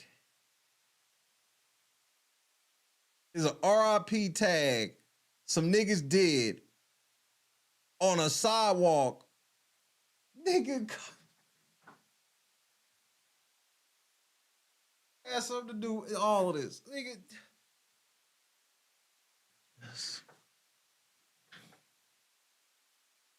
They ain't showing no type of real vandalism, just like the sidewalk. There below that. That's often an indicator of gang activity. Bloods represent the gang with the color red. And the number 5, which I'll explain a little bit more in a minute, it'll often represent the number 5 with that 5-point star. Before you go on, ladies and gentlemen, you okay? You want to take a comfort break? Nah, we need to take a break, nigga. Okay, all right. Ladies and gentlemen, we're going to be in recess for about... Told you, nigga. Them niggas ain't feeling that shit. The whole jury was like, yes. Dude, hey, hold on, ladies and gentlemen. The judge want a break too, nigga. This shit goofy and boring and a motherfucker. Hey, this shit lame as fuck. Y'all niggas want to take a break? Yes. 5-point star. The judge interrupted, nigga. Before you go on, ladies and gentlemen, you okay? You want to take a comfort break? Your testimony was so whack. This nigga interrupted you mid-sentence to take a recess, nigga. That is an L. Nigga, that is a motherfucking L. Oh my goodness. And the number 5, which I'll explain a little bit more in a minute, it'll often represent the number 5 with that 5-point star. Before you go on, ladies and gentlemen, you okay? You want to take a comfort break? Okay, all right. Ladies and gentlemen, we're going to be in recess for about 10 minutes. So we'll come back at that point in time, and then we'll make some plans for lunch or... That nigga said we gonna come back and make plans for lunch. Like, nigga, we ain't even trying to hear you when we get back, nigga. Hey, when we get back, before you get to running your mouth again, we gonna set up this lunch situation. Cause I'm bored and I'm hungry. So we gonna figure out this little lunch ordeal when we get back. Then we'll let this boring ass nigga continue. Okay? All right, we're in recess. Ladies and gentlemen, we're gonna be in recess for about 10 minutes. So we'll come back at that point in time, and then we'll make some plans for lunch or our continuation for the afternoon, okay? Remember the admonitions I gave you earlier, and we'll be in recess about 10 minutes. Nigga, you was so boring, they cut to a recess, nigga. He cut your ass off mid-sentence. Hey, nigga, I'm bored the motherfucker. I gotta piss. Y'all bored the motherfucker? Y'all wanna take a break? Bet. Let's take a break. And when we come back, we're gonna talk about lunch. Then this nigga can keep going. But, you know, don't talk about all that goof shit. We be back. It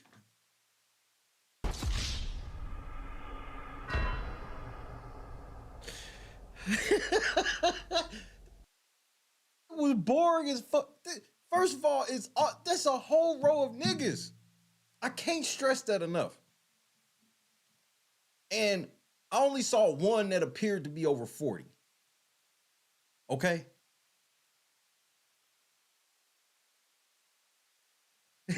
Support dog in the back. Snoring, nigga. Yeah, I'm about to go walk this nigga. Ridiculous, bro.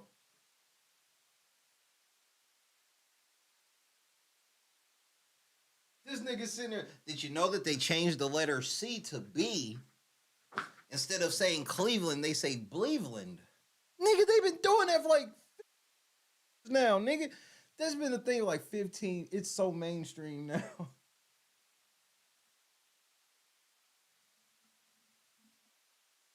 This nigga sound like a fucking dare officer. This nigga's the dare officer coming to a school giving a fucking presentation. Normally he'll have his motherfucking canine dog with him. Damn, canine dog ain't never caught no drugs ever, but he at all the motherfucking school events like he has.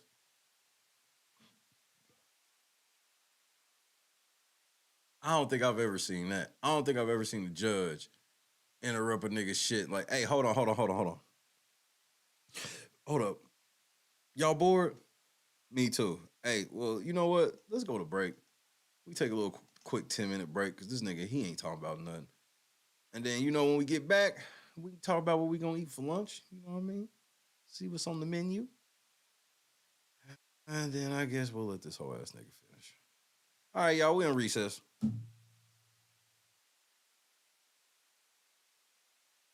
Let me see if there's another short video before I go to play at least a little bit of later part. Hopefully you get to something. And I mean, this is redundant. Like, I'm being honest. This is for like some old ass white people who ain't never been around black people. This is what this shit is for. That's why I'm like, not even just white people, some old ass white people. Most white people be knowing this shit because they listen to the same if they've listened to Wayne and all this shit since 2000 and 2000s and shit, bro, they know what all this shit mean. They've listened to the music. They not dumb. It's not real. It ain't like these niggas be speaking in some type of complex code.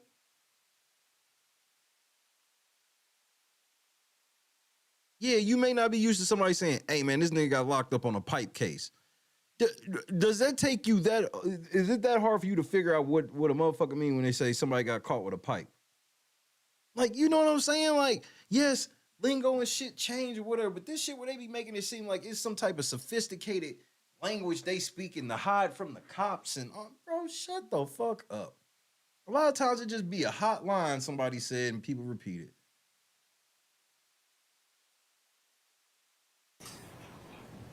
During your time as an investigator with the city of Atlanta, have you heard of the gang or have you heard of a group called Raised on Cleveland? I have. Oh, that's the one I just played, right?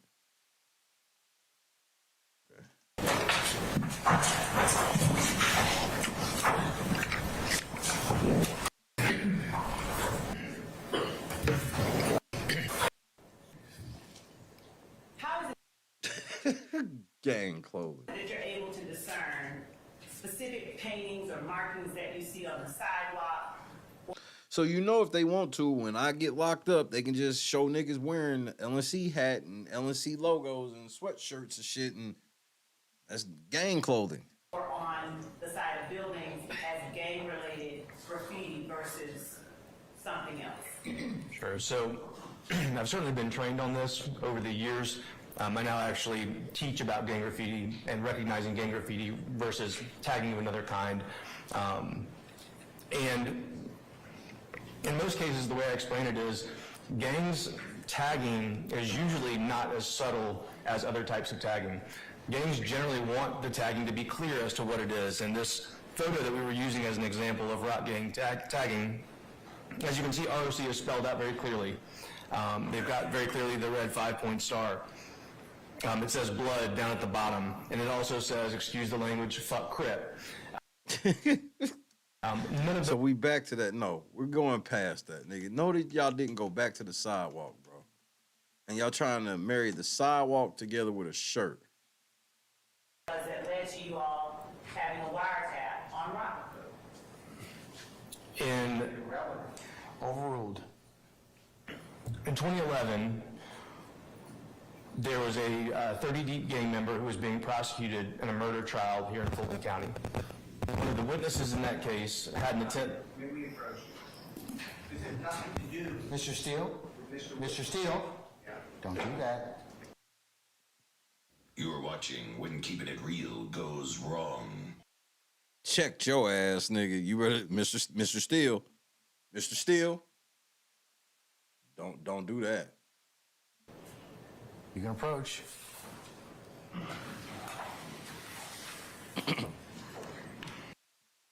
That nigga wasn't feeling that. Oh, I see why y'all want to be smashing Fonny though. She do got some big ass titties though. I see why y'all be trying to get up in that. Got a little booty on her. She mean though. I'm a Mason. I beat all my cases.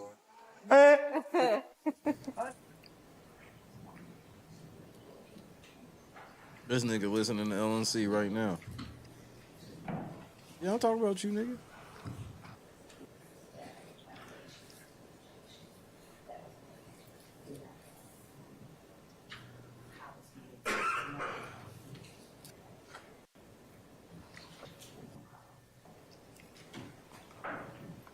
The record.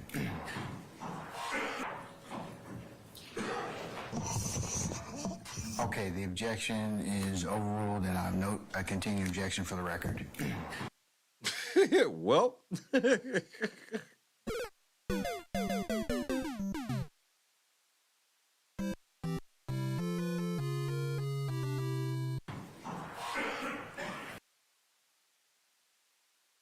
Yeah, I don't know why I called her that. You know what the fuck I meant. I be getting all them hoes the same to me. What the fuck is her name?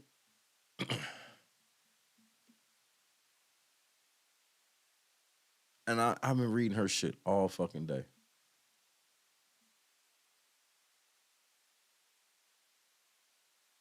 Try to spell it right.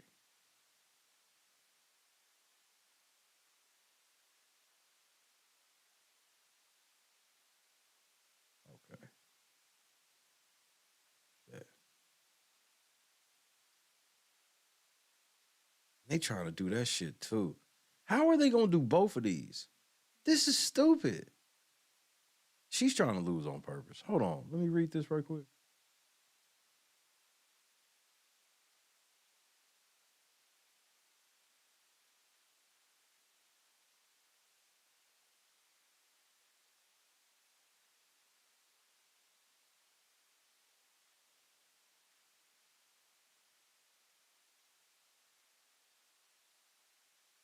Oh, Jesus. She is so fucking dumb.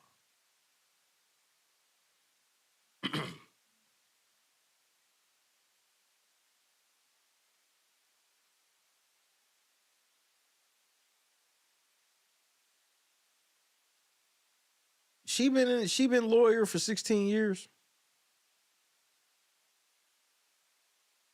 When did she switch state though?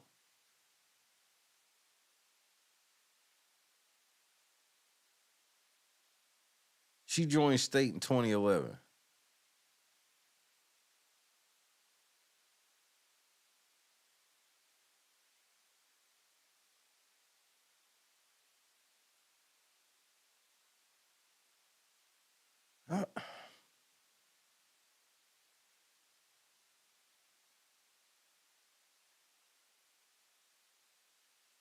Something don't smell right with this shit.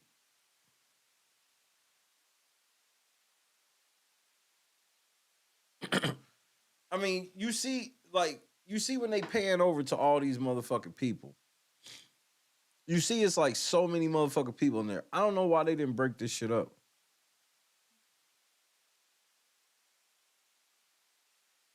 I'm gonna let them finish. I'm gonna keep reading this real quick. So Detective Belknap, Adrian Love, for the record. on that wiretap, were you all able to observe or overhear interactions between members of Rock Group? We were. And were those were one of those members Quentin Porter or Big Boo? It was. And who was the other member? There were other members for sure involved in those conversations, but the target telephone was Timothy Thomas. Did you observe it or overhear, or did you all detect or identify or discover a telephone call between Quentin Porter and Trontavia Stevens? Not during the wiretap, no ma'am. Okay. At what point did you all learn of a conversation between Quentin Porter and Trontavia Stevens? That was during an investigation of a separate incident that coincided with and was picked up on our wiretap. During that time, did anything happen to Trontavia Stevens? Objection. Form and vagueness of time. I'll rule the objection. Something or anything that you all found significant in terms of what happened with Rock Group and its members thereafter? So Mr. Stevens was suspected of committing an armed robbery on Cleveland Avenue of Javoris Crittenden, who at the time was an NBA basketball player. Wait.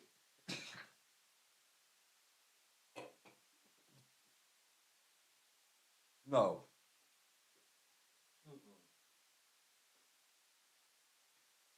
Are y'all about to try to say that they was involved with the shit that Javaris Crittenden ended up going to prison for?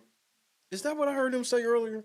And after that time, during our investigation, Mr. Crittenden was accused and later convicted of shooting at Mr. Stevens and shooting and killing an innocent third party. Not only was it an innocent third party, Javaris Crittenden was shooting at that nigga and ended up killing a chick and her child because she was pregnant.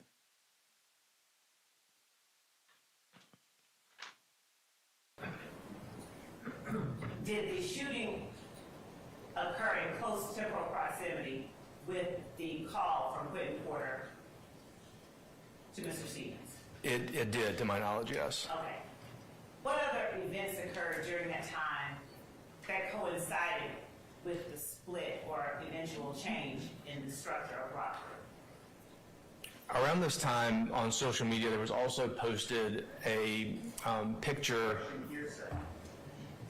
Your Honor, we're not talking about a statement, an out-of-court statement being offered for the truth of the matter asserted. We're talking about an observation. I'll rule the objection. On social Oh, that was a good clarification.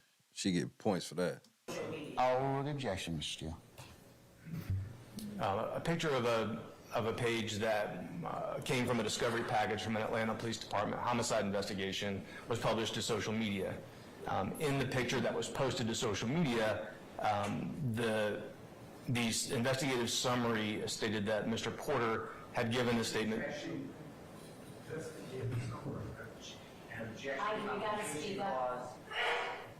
Bless you. All right. That's your objection? Yes, ma'am. Your Honor, as to what was in the report that was posted to social media, again, we are not offering it for any truth of the matter asserted, and we can actually get through this testimony without. All right. I'm going to overrule the objection. That was your objection. What was your objection, Mr. Harvey? I didn't get. You see what I'm saying? Now since they ain't broken the shit up, it'd be like 5 different objections from different niggas, and he got to acknowledge each one every time. Deal with that, sir. Testifying about an investigative summary that is indeed hearsay. And if it's not being offered for the truth, then it has no relevance under 401. It's more prejudicial than proven under 403. And I would ask you to give a cautionary. Give him a mic, nigga. This testimony is not offered for the truth of the matter asserted. Yes, ma'am. Your Honor, And I object to arguing these. We have come to the bench for the defense objection. I think we should come to the bench for the argument on our objection.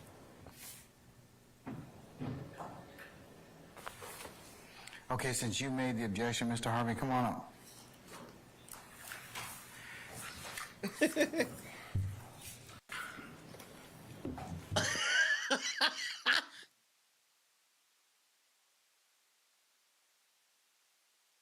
Nah, this ain't him.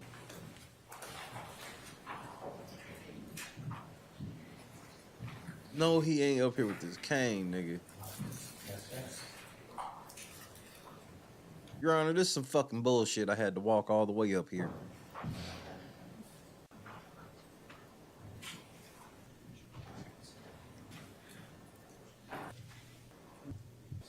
Sustain the objection. Oh, he sustained it.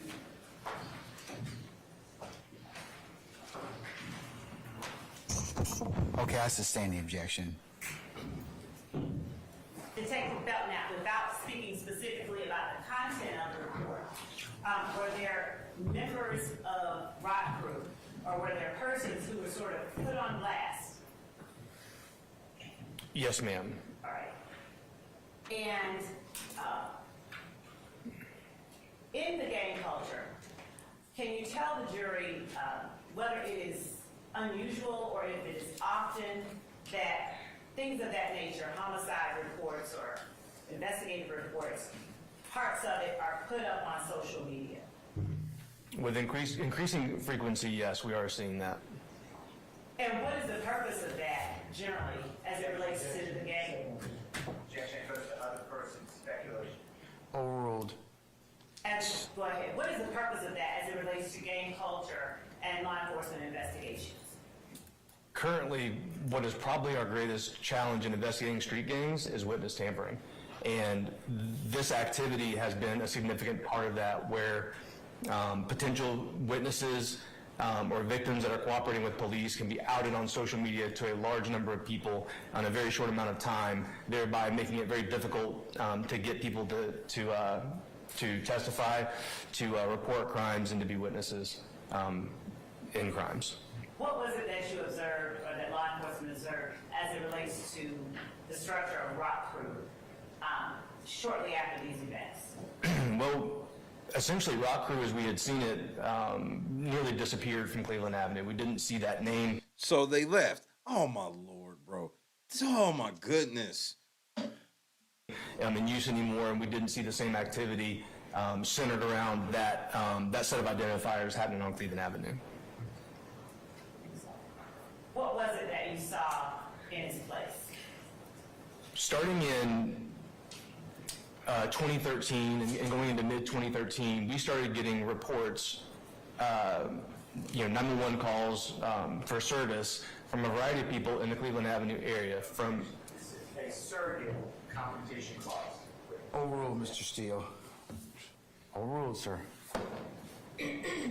That Mr. Steele nigga, he gotta tell him twice. That nigga be riled up every time he gotta stand up. Objection, Your Honor. The fuck?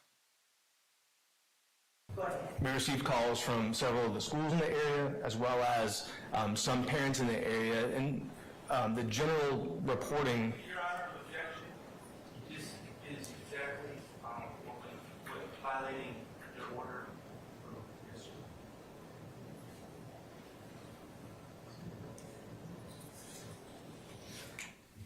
Come up here, Mr. Short.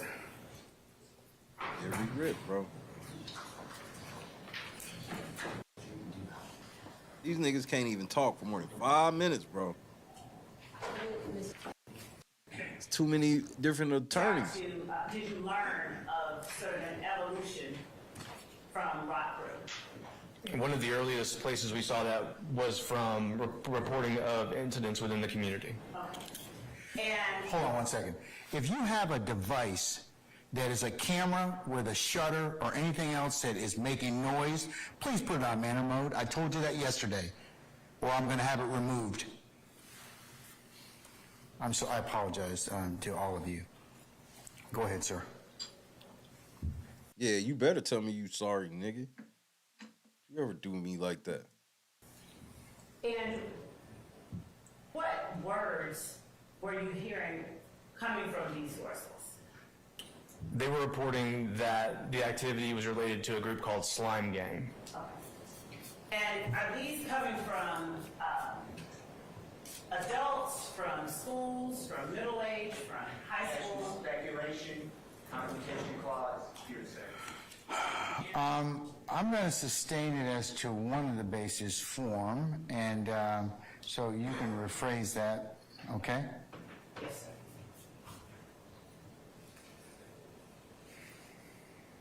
Are these reports coming into the Atlanta Police Department? Yes, ma'am. And are they coming in through civilians? Yes. Objection, speculation. Not quite. And Overruled right for now. Bro, you got like a couple more minutes. Make this shit interesting. Because I got something I want to laugh at, too. And are they related, the reports that call your attention to this slime, are they related to adults, or are they related to children, or what? Basis. Go back to your order. No. Well, the form of the question. I'll stand as the form of the question. What is the age group of the persons that these reports are related to? We were receiving reports. Hold on. I'm going to sustain the objection as to form. Good, just a judge. That was Mr. Steele. Let me ask a question, Ms. Love. Why were you getting these calls, Detective Belknap? We were getting these calls because citizens in the community were reporting criminal activity related to this slime gang. Were these reports coming from the schools? Where were the reports coming from? Some of them as to form. Yes, sir. So some of the reports were coming from the local schools, from South Atlanta High School, Crawford Long Middle School. Other reports were coming from parents within the community reporting incidents involving their children. Thank you.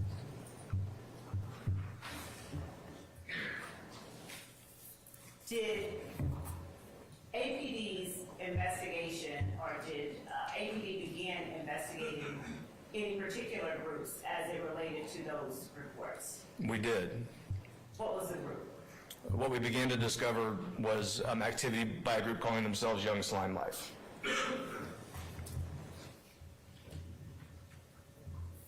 Thank you. Finally.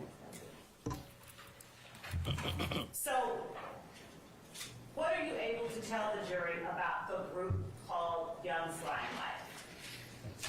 Through investigation, we discovered that the gang was formed in late 2012. We've identified over 100 members and associates as of the present time. They were based in the same area as the previous rock crew, and in fact what we discovered was many of the members now claiming to be YSL actually had previously claimed to be members of rock crew. Right. Now, did this group called Young Slime Life, did it consist of 3 or more members? It did. Would you tell the jury whether or not there were any other indicators about this group that would qualify it as a criminal street gang? Objection, Your Honor. Basis. Beyond the ken, it's not beyond the ken, excuse me, of the jury. All right, overruled. I believe we can advance the slide. We have a demonstrative. What we observed was that the group had a common name, which was Young Slime Life. You know what they don't be telling me that I want to know? What's initiation? How do you get into these gangs? If they're real gangs, how do you get into it? Among the symbols that they used included wearing red bandanas, but also we saw the use of green bandanas. So they're green bloods. They used expressions like the word slat, which we discovered stood for slime life all the time. And they used that word slime in a variety of different ways. This sounds like they read Rap Genius. We saw people tattooing certain identifiers on their person, including the letters YSL, the phrase slime life, and also using 5-point stars and red accents in some of those tattoos. Graffiti was similar identifiers, but seeing that tagged in the community. Their attire, again, using those gang flags or gang bandanas in red or green colors, and also custom clothing around the idea of slime. And we also saw them using other distinguishing characteristics, like using snakes, lizards, including emojis of snakes on social media. Some members referred to the group as Rudy Gang. That refers to a gang member who was shot and killed in 2016. And his nickname was Rudy. And we also saw them using other blood gang identifiers, specifically often those associated with the Sex Money Murder Bloods. Were there any crimes that you observed or that were investigated that were committed by members of Young Slime Life in furtherance of the group itself? Yes, ma'am. Would you talk to the jury a little bit about? Yes, ma'am. Those types of crimes and the types of crimes that were investigated? Your Honor, I have the same objection as the two irrelevant to Mr. Williams and worth. All right. That's a great objection. What the fuck does any of this have to do with Mr. Williams? I'm over the objections. I'm losing my motherfucking mind, man. You may talk about it. So as we've discussed already, and what we saw as continuing activity was predominantly narcotic sales in the Cleveland Avenue area, the narcotic sales and distribution. We also saw armed robberies, we saw shootings, we've seen murders, auto thefts, burglaries. We did see some ATM thefts and other things of that nature. And y'all didn't lock these niggas up after all of this shit you talking about. It took now to do it. Okay. Nature. Now, were there any other groups that you found to be associated with Young Slime Life? As Rock Crew had an association with 30 Deep, we found that YSL also had an association with 30 Deep. Okay, here's my next question. Let's say all what he's saying is the truth. How do they not go after the record labels for not funding a gang war?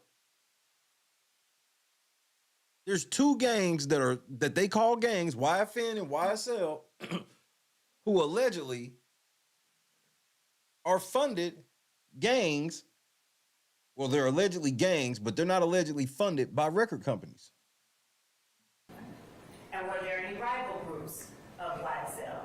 Well, they were not initially rivals. During the course of our investigation, we discovered a rivalry between Young Slime Life and the Inglewood Family Gangster Bloods. There are three gangs in Atlanta that are associated with the Inglewood Family Gangster Bloods specifically. Those are ABG, which is Atlanta Blood Gang or Anybody Get It, the Haiti Gang, and also Bird Gang. Are you familiar with the record label called Young Stoner Life? I am. Is that the same entity that you are referring to when you say Young Slime Life? No, it's not. Case dismissed. So what are we talking about then? You just said again that they're not the same. This is the second time you said this. Would you tell the jury the distinction, please? So Young Stoner Life is a Georgia corporation that was, I believe, incorporated in July of 2014 as a music publishing arm. When I refer to YSL, what I'm referring to is Young Slime Life, the gang that we investigated for these activities that we've discussed. So you're admitting? Man, this is fake. Now, let me talk a little bit about You see none of them fucking attorneys stood up and objected. They like, yeah, go ahead, nigga. Thank you. Nobody objected that. Nobody. Didn't, yeah, they're not the, if he'd have said they were the same, they all would have objected. Objection, objection, objection, objection, objection, Your Honor.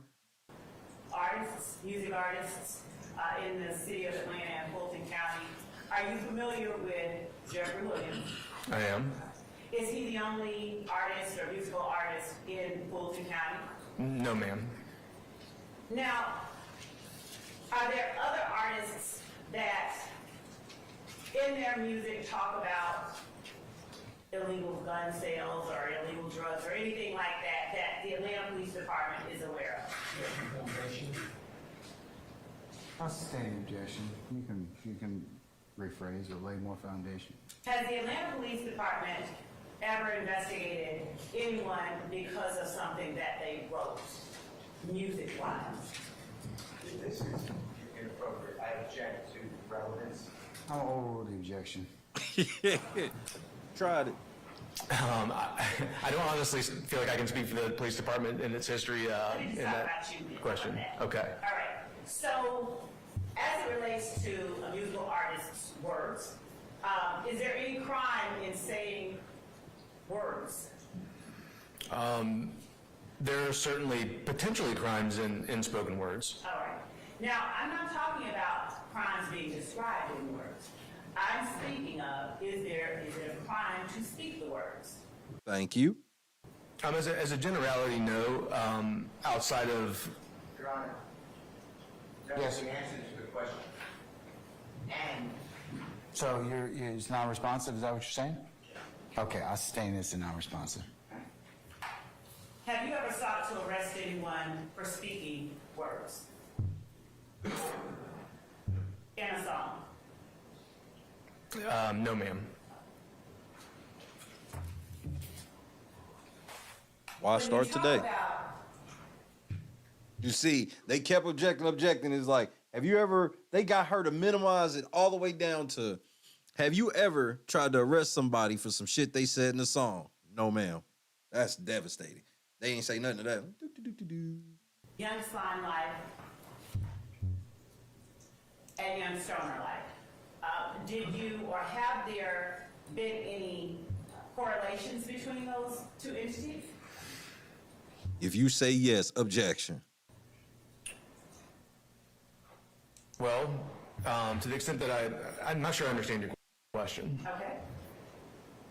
Does the Atlanta Police Department and you as a gang investigator consider Young Stoner Life to be the same as Young Slime Life? asked and answered. Yep, thank you. The nigga said objection, asked and answered. You've already asked that, and he already answered. Just because you want this nigga to give a different answer, you can't double back. What up, Tracy? You can't. Oh, man, that's good attorney in right there. He's right. I guarantee this objection gets sustained. You already asked that, and he answered. So I know you didn't like the fact that he said they are not the same thing. that kind of fucked your whole case up. But you can't try to double back and get him to say the opposite now. I'll overrule the objection. Wow. The course of our investigation, we did not view those two entities as being the same. No. Damn it. And he doubled down. Judge gave you another chance to get this nigga to flip on what he said. Nah, they not the same.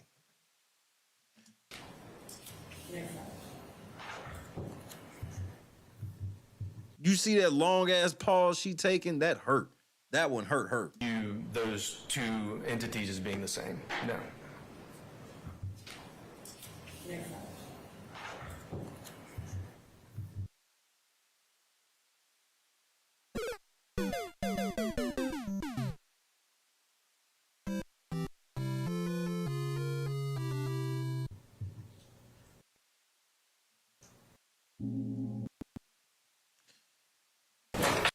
That was the end of that clip too. Like, that hurt.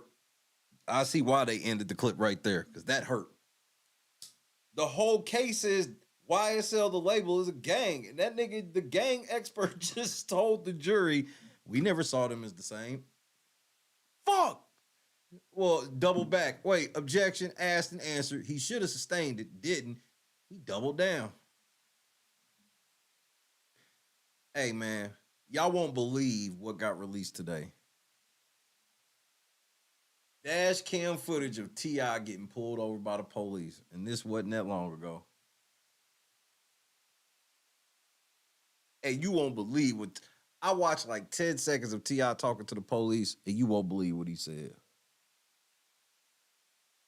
This is what he get for sitting around trying to pretend like he's been the perfect father and King is You can, no matter what you think about yourself, when your kids start wilding against you like this, that's when you need to have a come to Jesus moment to realize you ain't been the parent you thought you were. Wait until y'all see this shit. Tactical nuke incoming!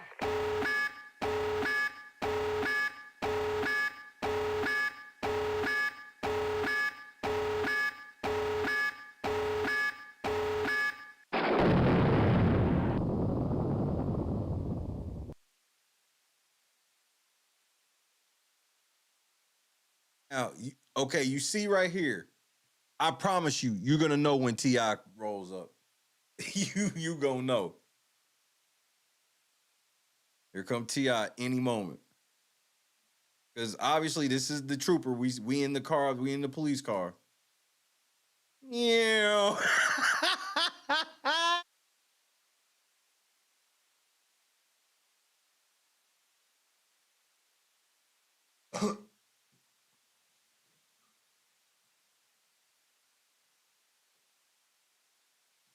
Look here, baby. You hitting them corners too motherfucking fast. You need to slow this motherfucker down. That nigga came out of nowhere.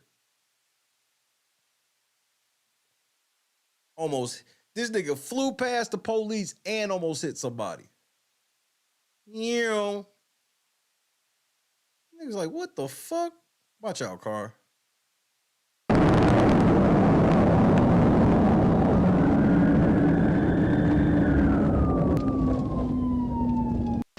Hey, move your car up some more. Move your car up some more. Move your car up some more. Yeah, I'll be at the entrance ramp 285.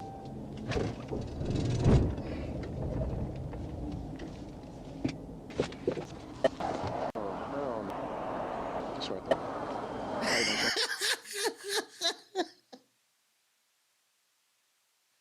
He got this nigga up out the car expeditiously. Trooper Brochet with the Drug State Patrol. The reason I'm stopping you, one, you just flew past my door at a very high rate of speed. You drove on the shoulder back there and almost struck that car back there on 75 southbound, okay? Well, where's the tag to your car? I just bought it today. You just bought it today? All right, how much you had to drink tonight, man? You had another drink tonight? Any reason why you're traveling the way you were traveling? I was arguing with the girl. You was arguing with the girl? He threw tiny ass under the bus. Why was you speaking? Man, I was arguing with my girl. All right, buddy. Is it Mr. Clifford Joseph? Yeah. Where you coming from, Mr. Joseph? Coming from the lounge. Your lounge? Where's your lounge?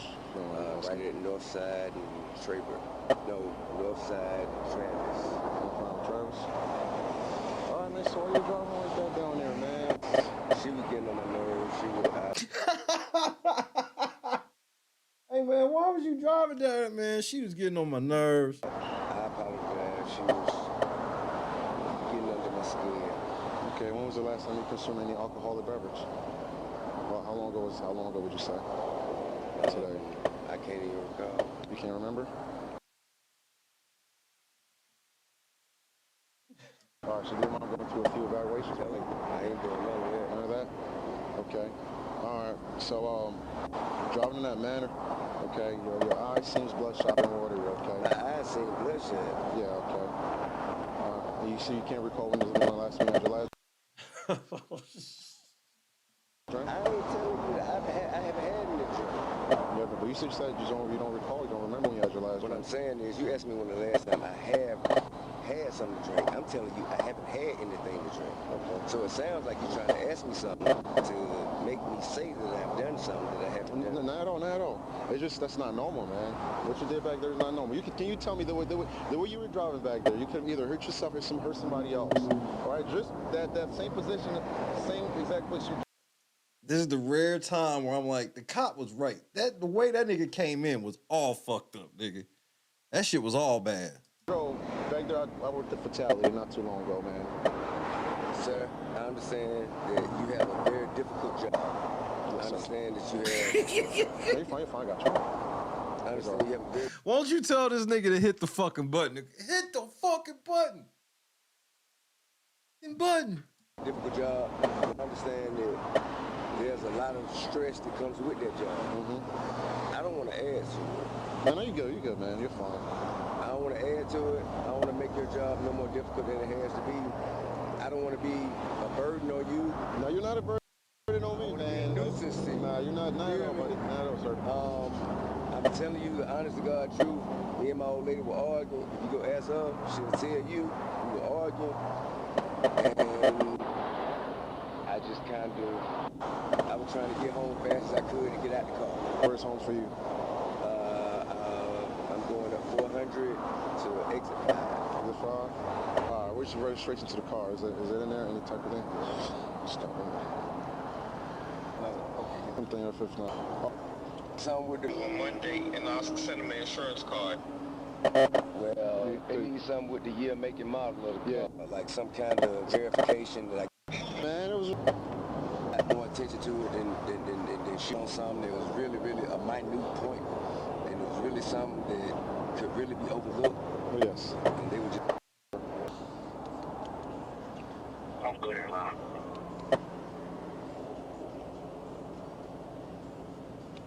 All right, he's gonna send us. We could go back there.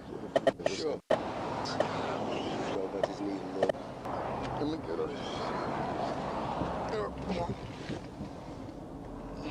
What's that? Gentleman who owns the car lot, he says he can send me the VIN, but he says the VIN is also in the door jamb of the door.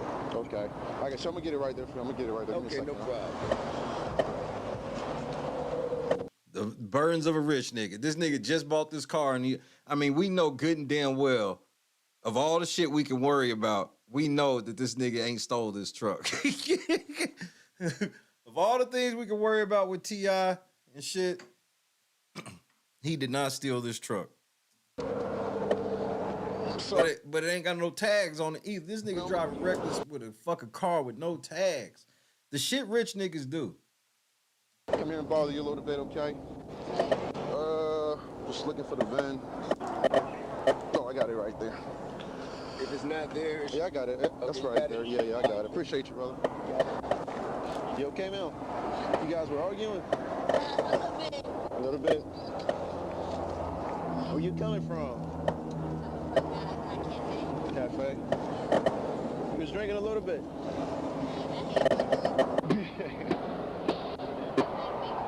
Not the cop trying to get Tiny to snitch on this nigga. Nigga, get that VIN. Hey, nigga, you need help getting that VIN number? Nigga, what you doing? Huh? Okay.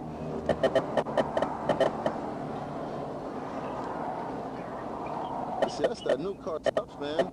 Say what? That's the new car stuff right here. I mean, it's brand new. You're fine. Brand new. There's probably the VIN right here, so 1740. I think I got it right. Yep. That's awesome. All right, give me a second. Okay. My bad. I didn't mean to close your door like that. It's kind of, no, it's all good. It's kind of chilly. Should I? Yeah, man. So, be honest with me, okay? Right? I get there's a scent coming out of your breath. What is it? Just be honest with me. I mean, we're here already. I don't have anything to be honest about.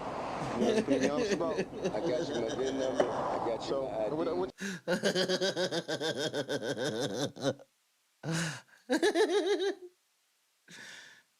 I did not know T.I. is a fucking alcoholic. This is what fucking his son was talking about. This is what his son was talking about. Them always drinking. They just left a lounge. They drunk, arguing, flying on the highway. The amount of people that's been just destroying King this week and not giving smoke to T.I. Like T.I.'s been this, man, T.I. been a knucklehead since he's been known. And I got it. I understand it, you know what I'm saying? I'm gonna let you know I do smell some type of alcohol scent coming out of your breath. That's why I asked how long ago you had it. And sometimes, the thing is, people drink. I understand that, okay? All right? No. No? All right, give me a second, okay?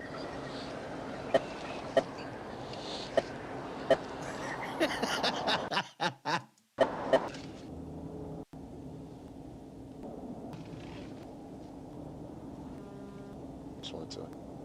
No, I just spoke. How much? Because he said he. You can say just I don't. It's cold out, so it's gonna take a little bit. I'm trying to run through it.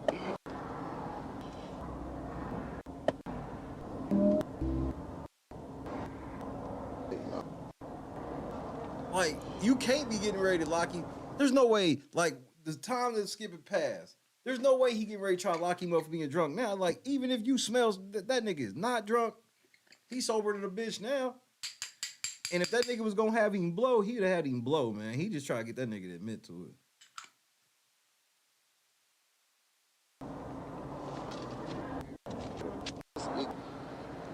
It's not that. It's pretty much someone with a computer.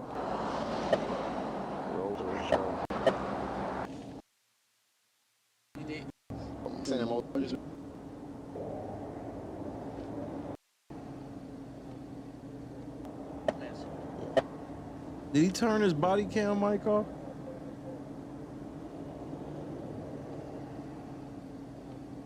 He turned his mic off. He just shook his hand. Here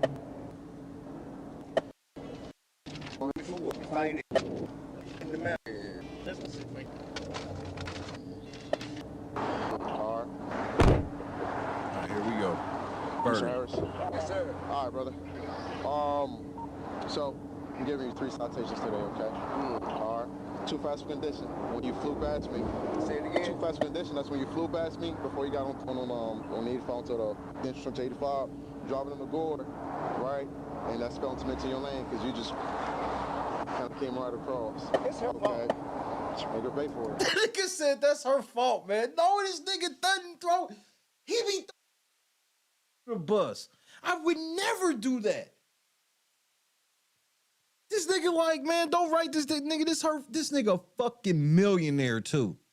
You know what? She gonna pay for it too. Pay for it, huh? Welcome to the hood. You good, brother.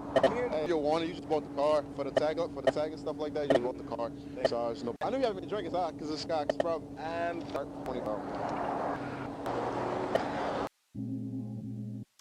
Man, T.I. so stupid. I mean, how did you speed past a trooper like this?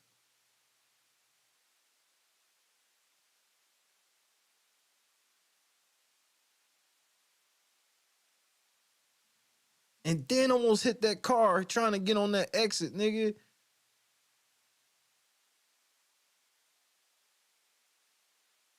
And then this cop illegally goes around them.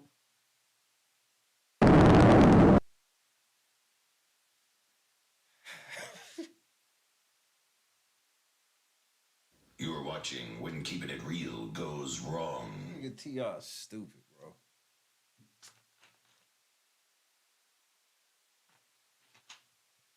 Wish I could say I was surprised, but I ain't. I can't believe that came out today. His son said this nigga's an alcoholic.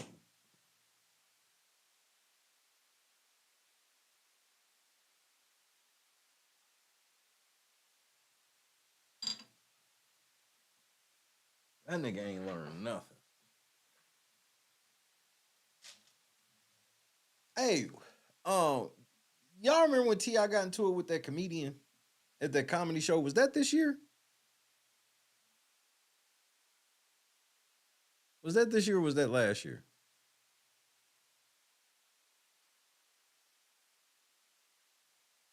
KS Dub. Somebody here gotta know.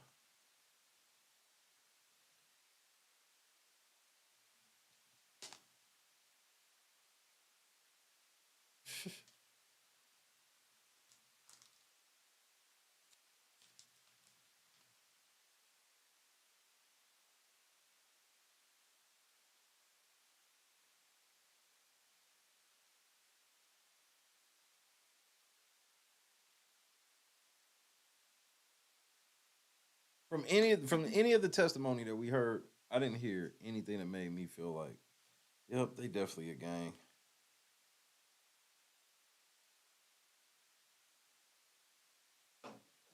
See, O Block, they were a gang. They was on the corner and shit still. This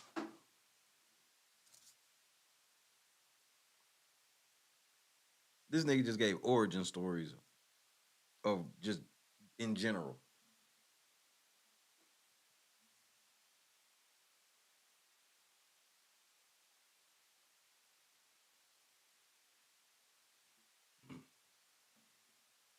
It was last year.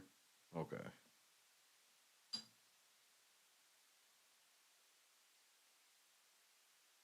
Because you know how at the end of the year you be thinking something was last year and it end up being the same year.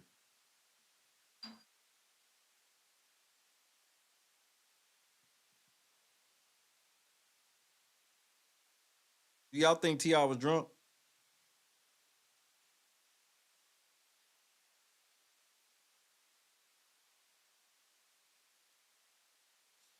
From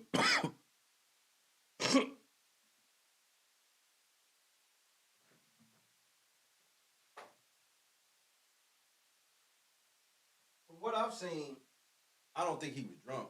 I think he's built up enough of a tolerance. I think he had been drinking. I do think the argument probably affected him more. The argument made the liquor kick in more. I could maybe give you that, but the argument definitely was an influence.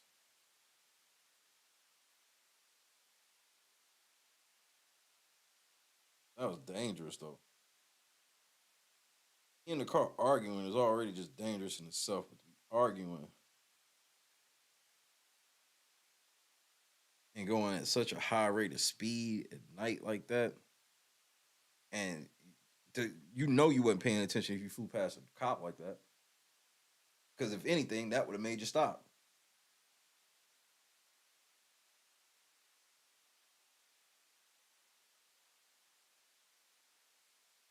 Love you too, bro. Rest easy. I think I'm on my last one for the evening.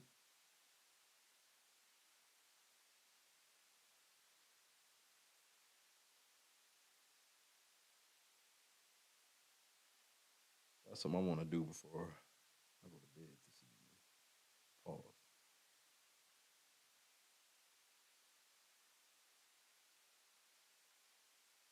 Got to get in the lab one time.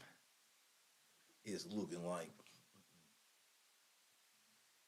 we are in the last day of November.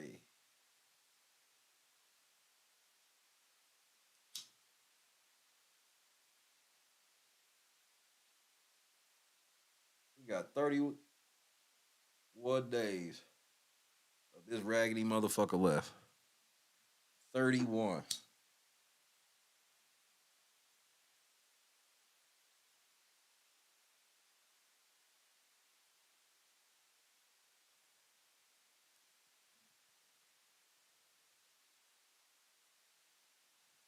I think the cop knew who he was, but didn't want to. I think the cop knew who they was, but didn't want to give him too favorable treatment. He still wrote him citations and shit, but he ain't want a fanboy either. He knew the fuck this nigga was.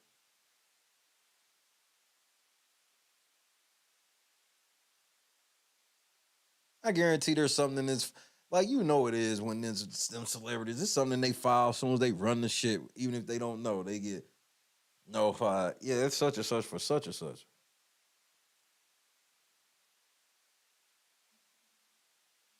So it's like the cop went easy, but didn't go as easy as he could have went without fanboying. It was weird. I'm pretty sure that nigga knew who he was. I'd be shocked if he didn't. I definitely don't sit here. I definitely don't feel like, man, why the fuck that cop pulled that nigga over? I immediately saw why he pulled that nigga over.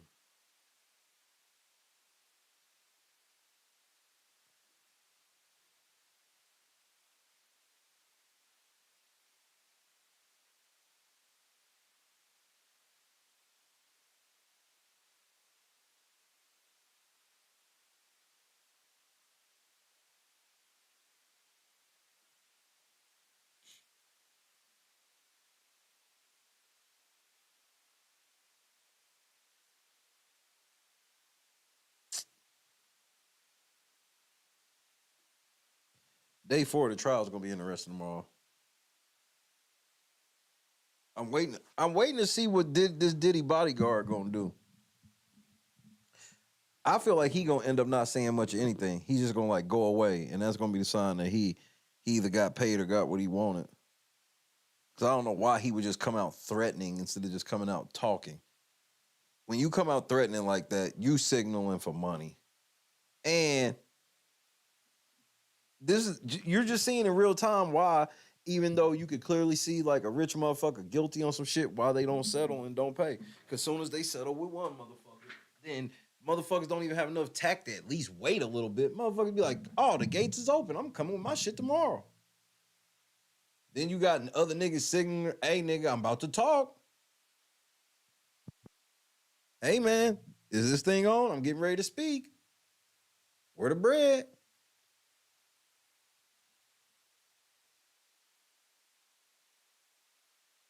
All right. It's been a while since somebody connected to Diddy done fell off. And you ain't trying to make it. Do you want to make another Diddy conspiracy video? Because that's all that's going to happen. Anybody fall that's connected with this shit with Diddy, ain't nobody going to connect it. It's not going to be connected to Diddy in any type of way, for real. Just a conspiracy video. Jaguar Wright will be talking about you. That's the best you'll get.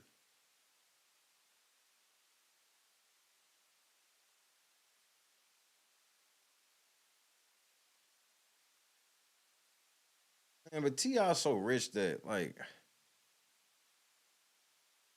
and then he'll never get to the point where his license will get taken. Like, he'll have to get so many DUIs. And that's before he beats some.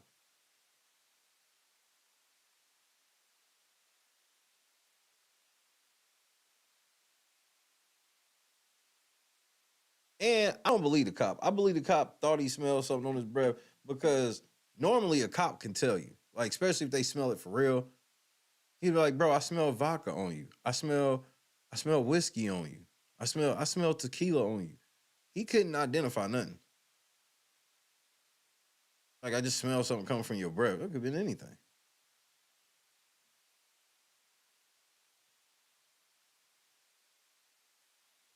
Shit, just because my breath smell like a mouthwash don't mean I wasn't chugging it.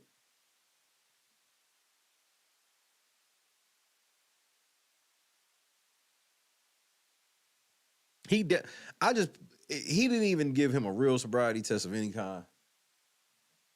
He didn't want. It was just weird. I was like, why are you just like trying? And I felt T.I. on that part where it's like you trying to get me to say something. I told you what it is. And it's like you keep trying to like.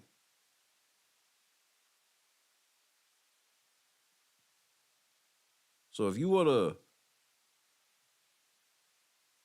you should have gave him a breathalyzer and shit. T.I. beat Tiny when they got to the house? Or did Tiny beat T.I.? I think Tiny be beating the shit out of that nigga. Expeditiously.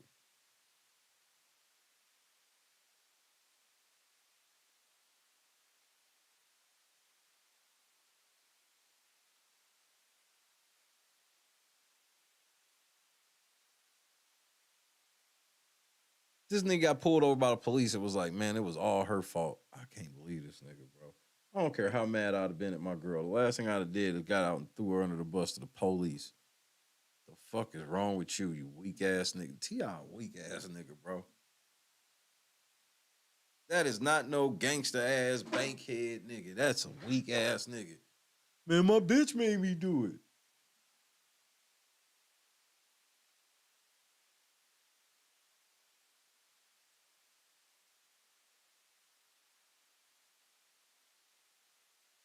That cop did try to be slick and try to get Tiny to tell on that nigga. Yeah, so how much y'all been drinking? What? No say. No say.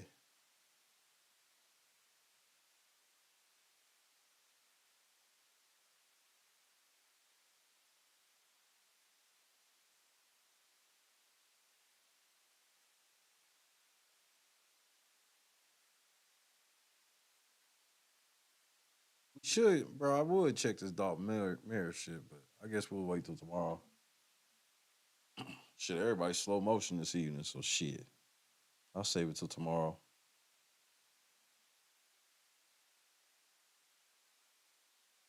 Shout out to my third shifters in the building. I think tomorrow I'm gonna go true third shifter time. I think tomorrow I'm gonna start like around midnight Central and go.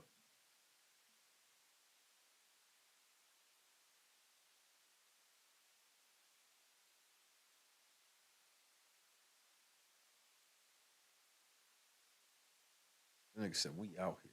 Yes, we are. We deep. We deep in this bitch. Today is now Thursday. I eat something decent today. I ain't make me a taco today. So I ain't get no taco on Tuesday, so I might have Taco Tuesday on a Thursday.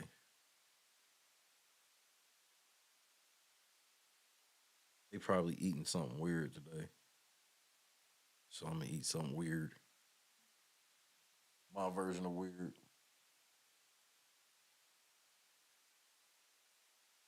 What's the Thursday night football game? Great question. Let me check real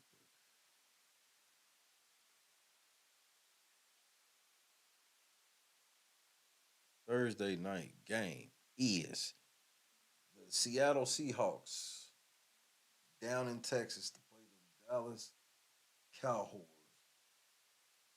Boys. Whores.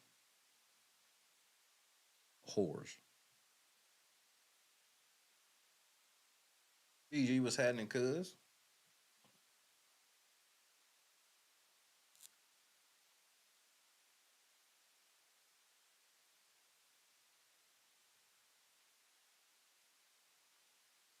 I can't believe they showed the fucking jersey. That's just such an L. That's an inexplicable. Can't believe you did that. L.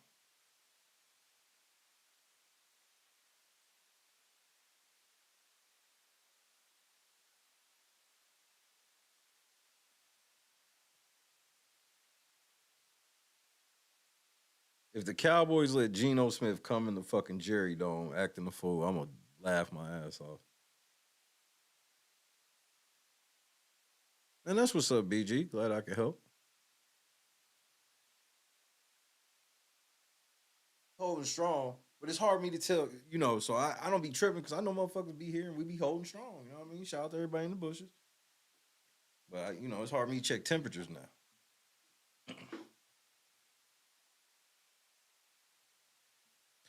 Nigga, that motherfucking super mayor nigga, she went on the radio and went ballistic, nigga. This bitch said people are beneath her, nigga. Like, she ego power tripping.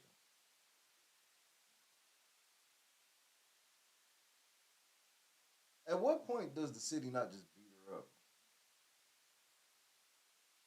Because it ain't like she got trained security. It's just some niggas. These niggas don't look like they will be prepared for anything if it popped off. Anything pop off, they would literally call 12 and be like, come protect us. Literally. Come save us.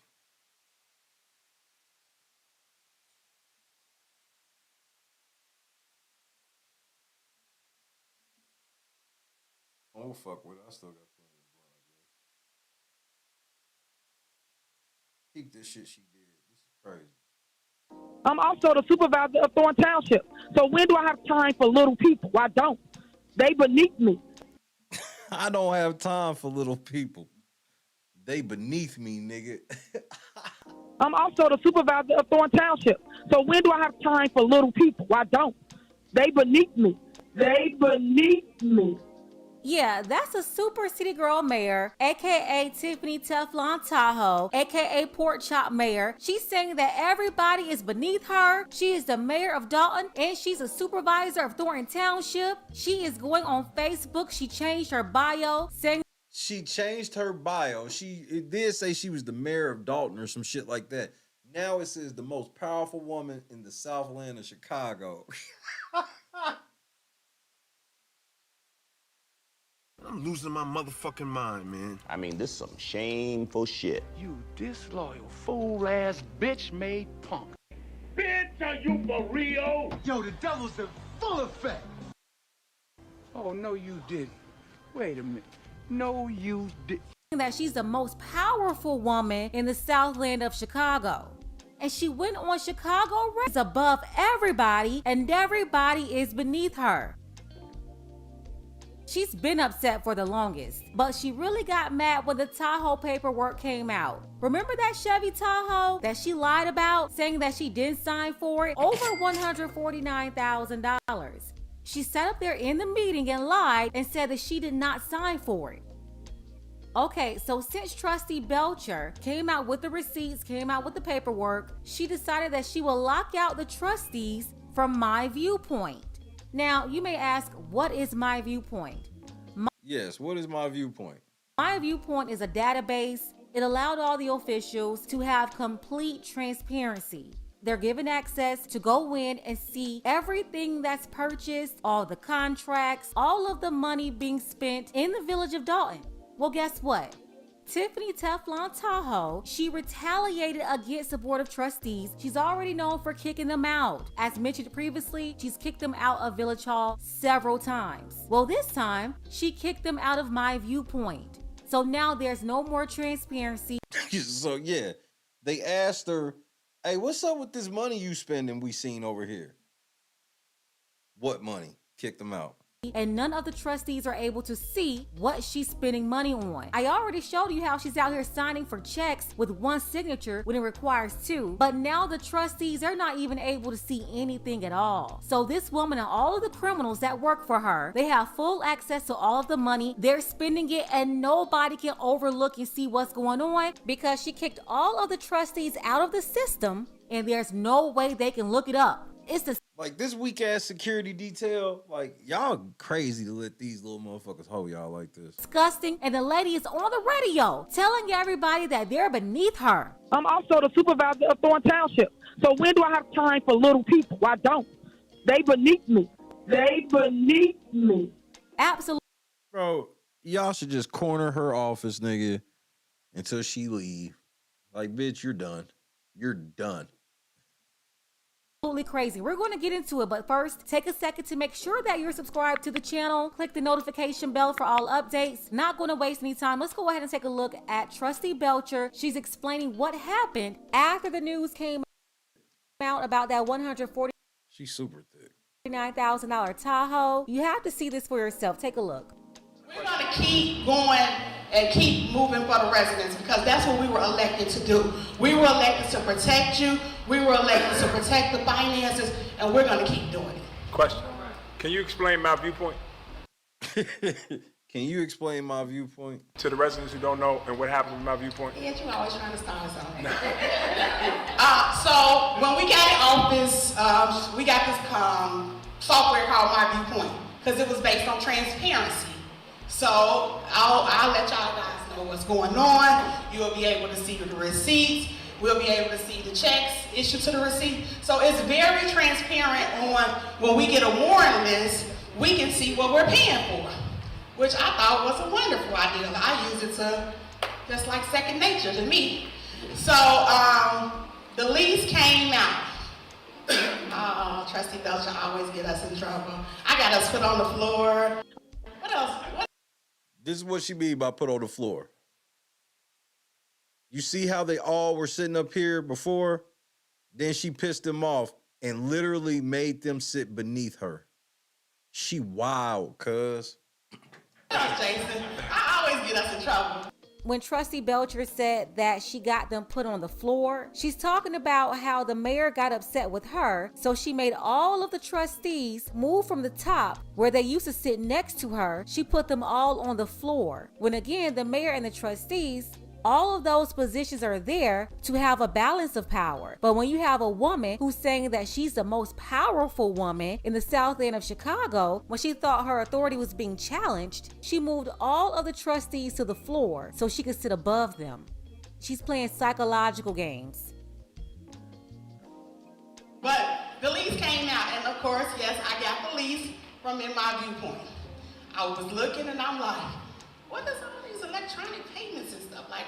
So I went and clicked on the vendor and pulled up the lease. Now I drive a Tahoe, courtesy of Kiana though. Yeah, I pay for my own shit.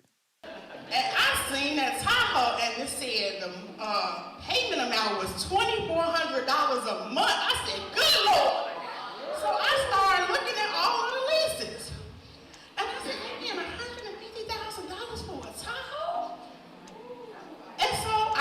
at the down payment, which was $9,991, and we still paying $2,400. That's insane. So I bought it up in the meeting, and she said, ain't nothing wrong with no leases. Yeah, we leased it. For a lease? I'm okay with leasing any vehicle here in the village of Dalton. But it shows how financially irresponsible people can be. Because then they go and say they name not on it and they sign it and all that. So we go to, now it's time last Friday to get the new warrant list. So I'm like, okay, it's Friday. Let me click on my Viewpoint so I can see what she done Hold on, bought do you always be bouncing and shit like that on Friday for Viewpoint? Because I'm going to come through. this week. Access denied. I mean, this is some shameful shit. I'm losing my motherfucking mind, man. Lock them niggas out. Oh, if y'all want to be questioning what I spend the money on, then I ain't even gonna let y'all see. For Diddy. So I sent an email saying that, you know, access has been denied. Can you let us know? Trustee House sent an email. She said, send back your questions of what you're asking about. Tiffany Teflon Tahoe is very low. She got upset that she got questioned about that Tahoe, so she denied access to them when they're supposed to have it. These are the Board of Trustees. It's their responsibility to make sure that there's checks and balances, that they're looking after the budget. You know, the one that she completely destroyed. She's got them in a $5 million deficit. And once again, she's treating them like they're her baby daddy. You are not dealing with your baby daddy or one of your criminal boyfriends. You are dealing with other elected public officials, and she is not supposed to do this at all. So meaning that they're probably not gonna let us back into my Viewpoint, but it was based on transparency. You said when we started that this is for transparency, so we can be transparent, so we can know what we're paying for.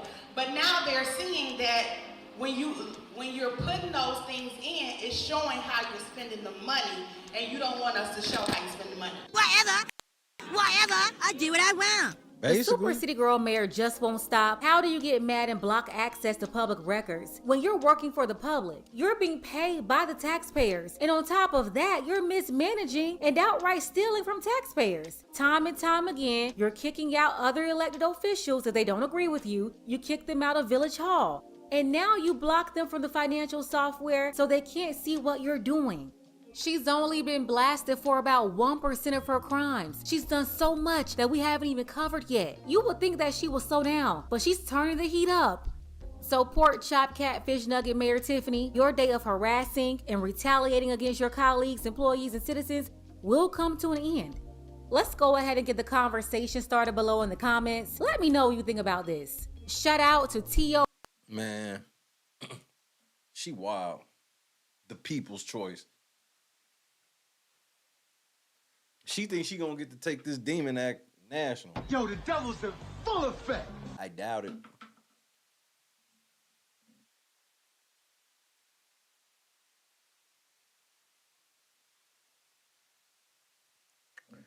Just when you thought you seen it all.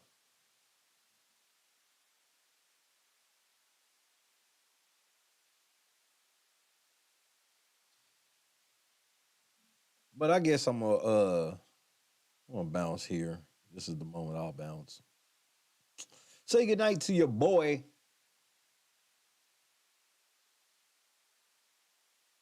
Happy Thursday. Try to get multiple videos out today. We'll see. Trying to get the algorithm to pump me some.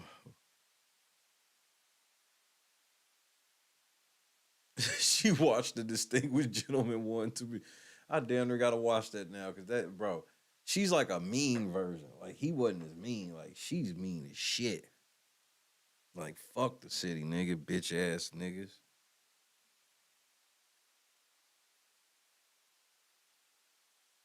Politics, bro. What the niggas do. That's why I stay out of that shit.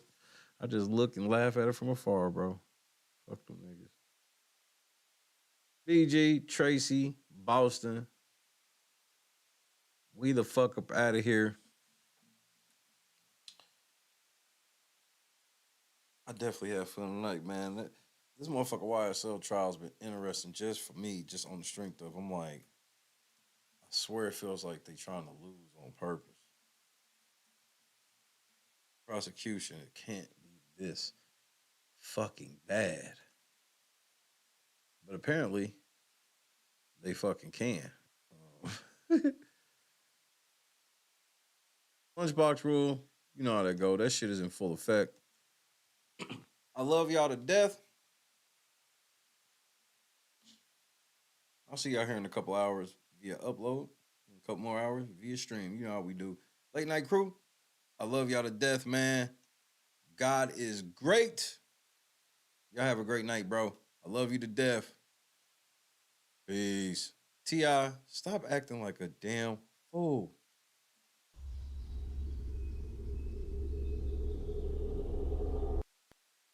Video about Jada and Crisscross. I have no clue what you talking about. I guess I have to look that up.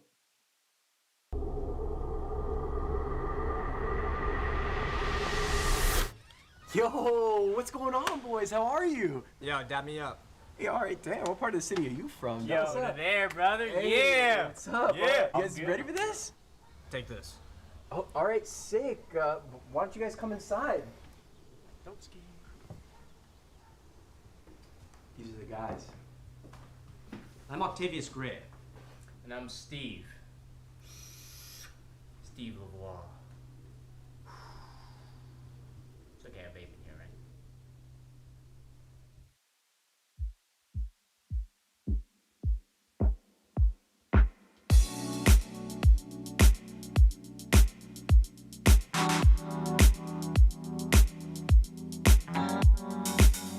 Set the mood right. Pick you up, baby, I'm looking so fly. Sunset rooftop, yeah, that's nice, right? Hop in the G-Class, I know you need that. Heart racing fast like the speed of light. Is this attraction, or is it the moonlight? You want satisfaction, but only for one night. This could be real love, but you've been broken, and I just want you to see what I can be for you. What I can be for you. What I can be for you. What I can be for you. What I can be for you. You got me wrapped up in your love. Barely. Finding you is like a treasure. Making my heart feel this way, yeah, yeah. And I'll treat you so damn special. What you did, who you were with, I don't care about those days. When I'm with you, I won't complain. Share your success and heartbreaks. Yeah, you know I stay by your side. Never leave you dissatisfied. But I need you to let me know. Is this attraction, or is it the moonlight? You want satisfaction, but only for one night. This could be real love, but you've been broken, and I just want you to see what I can be for you. What I can be for you. What I can be for you. What I can be for you. What I can be for you. Baby girl, it's just one night. Yeah, baby girl, it's just one night. Oh, yeah, it's just one night. Yeah, baby girl, it's just one night. Yeah, girl, it's just one night. Yeah, baby girl, it's just one night. Oh, yeah, it's just one night. Yeah, baby girl, it's just one night.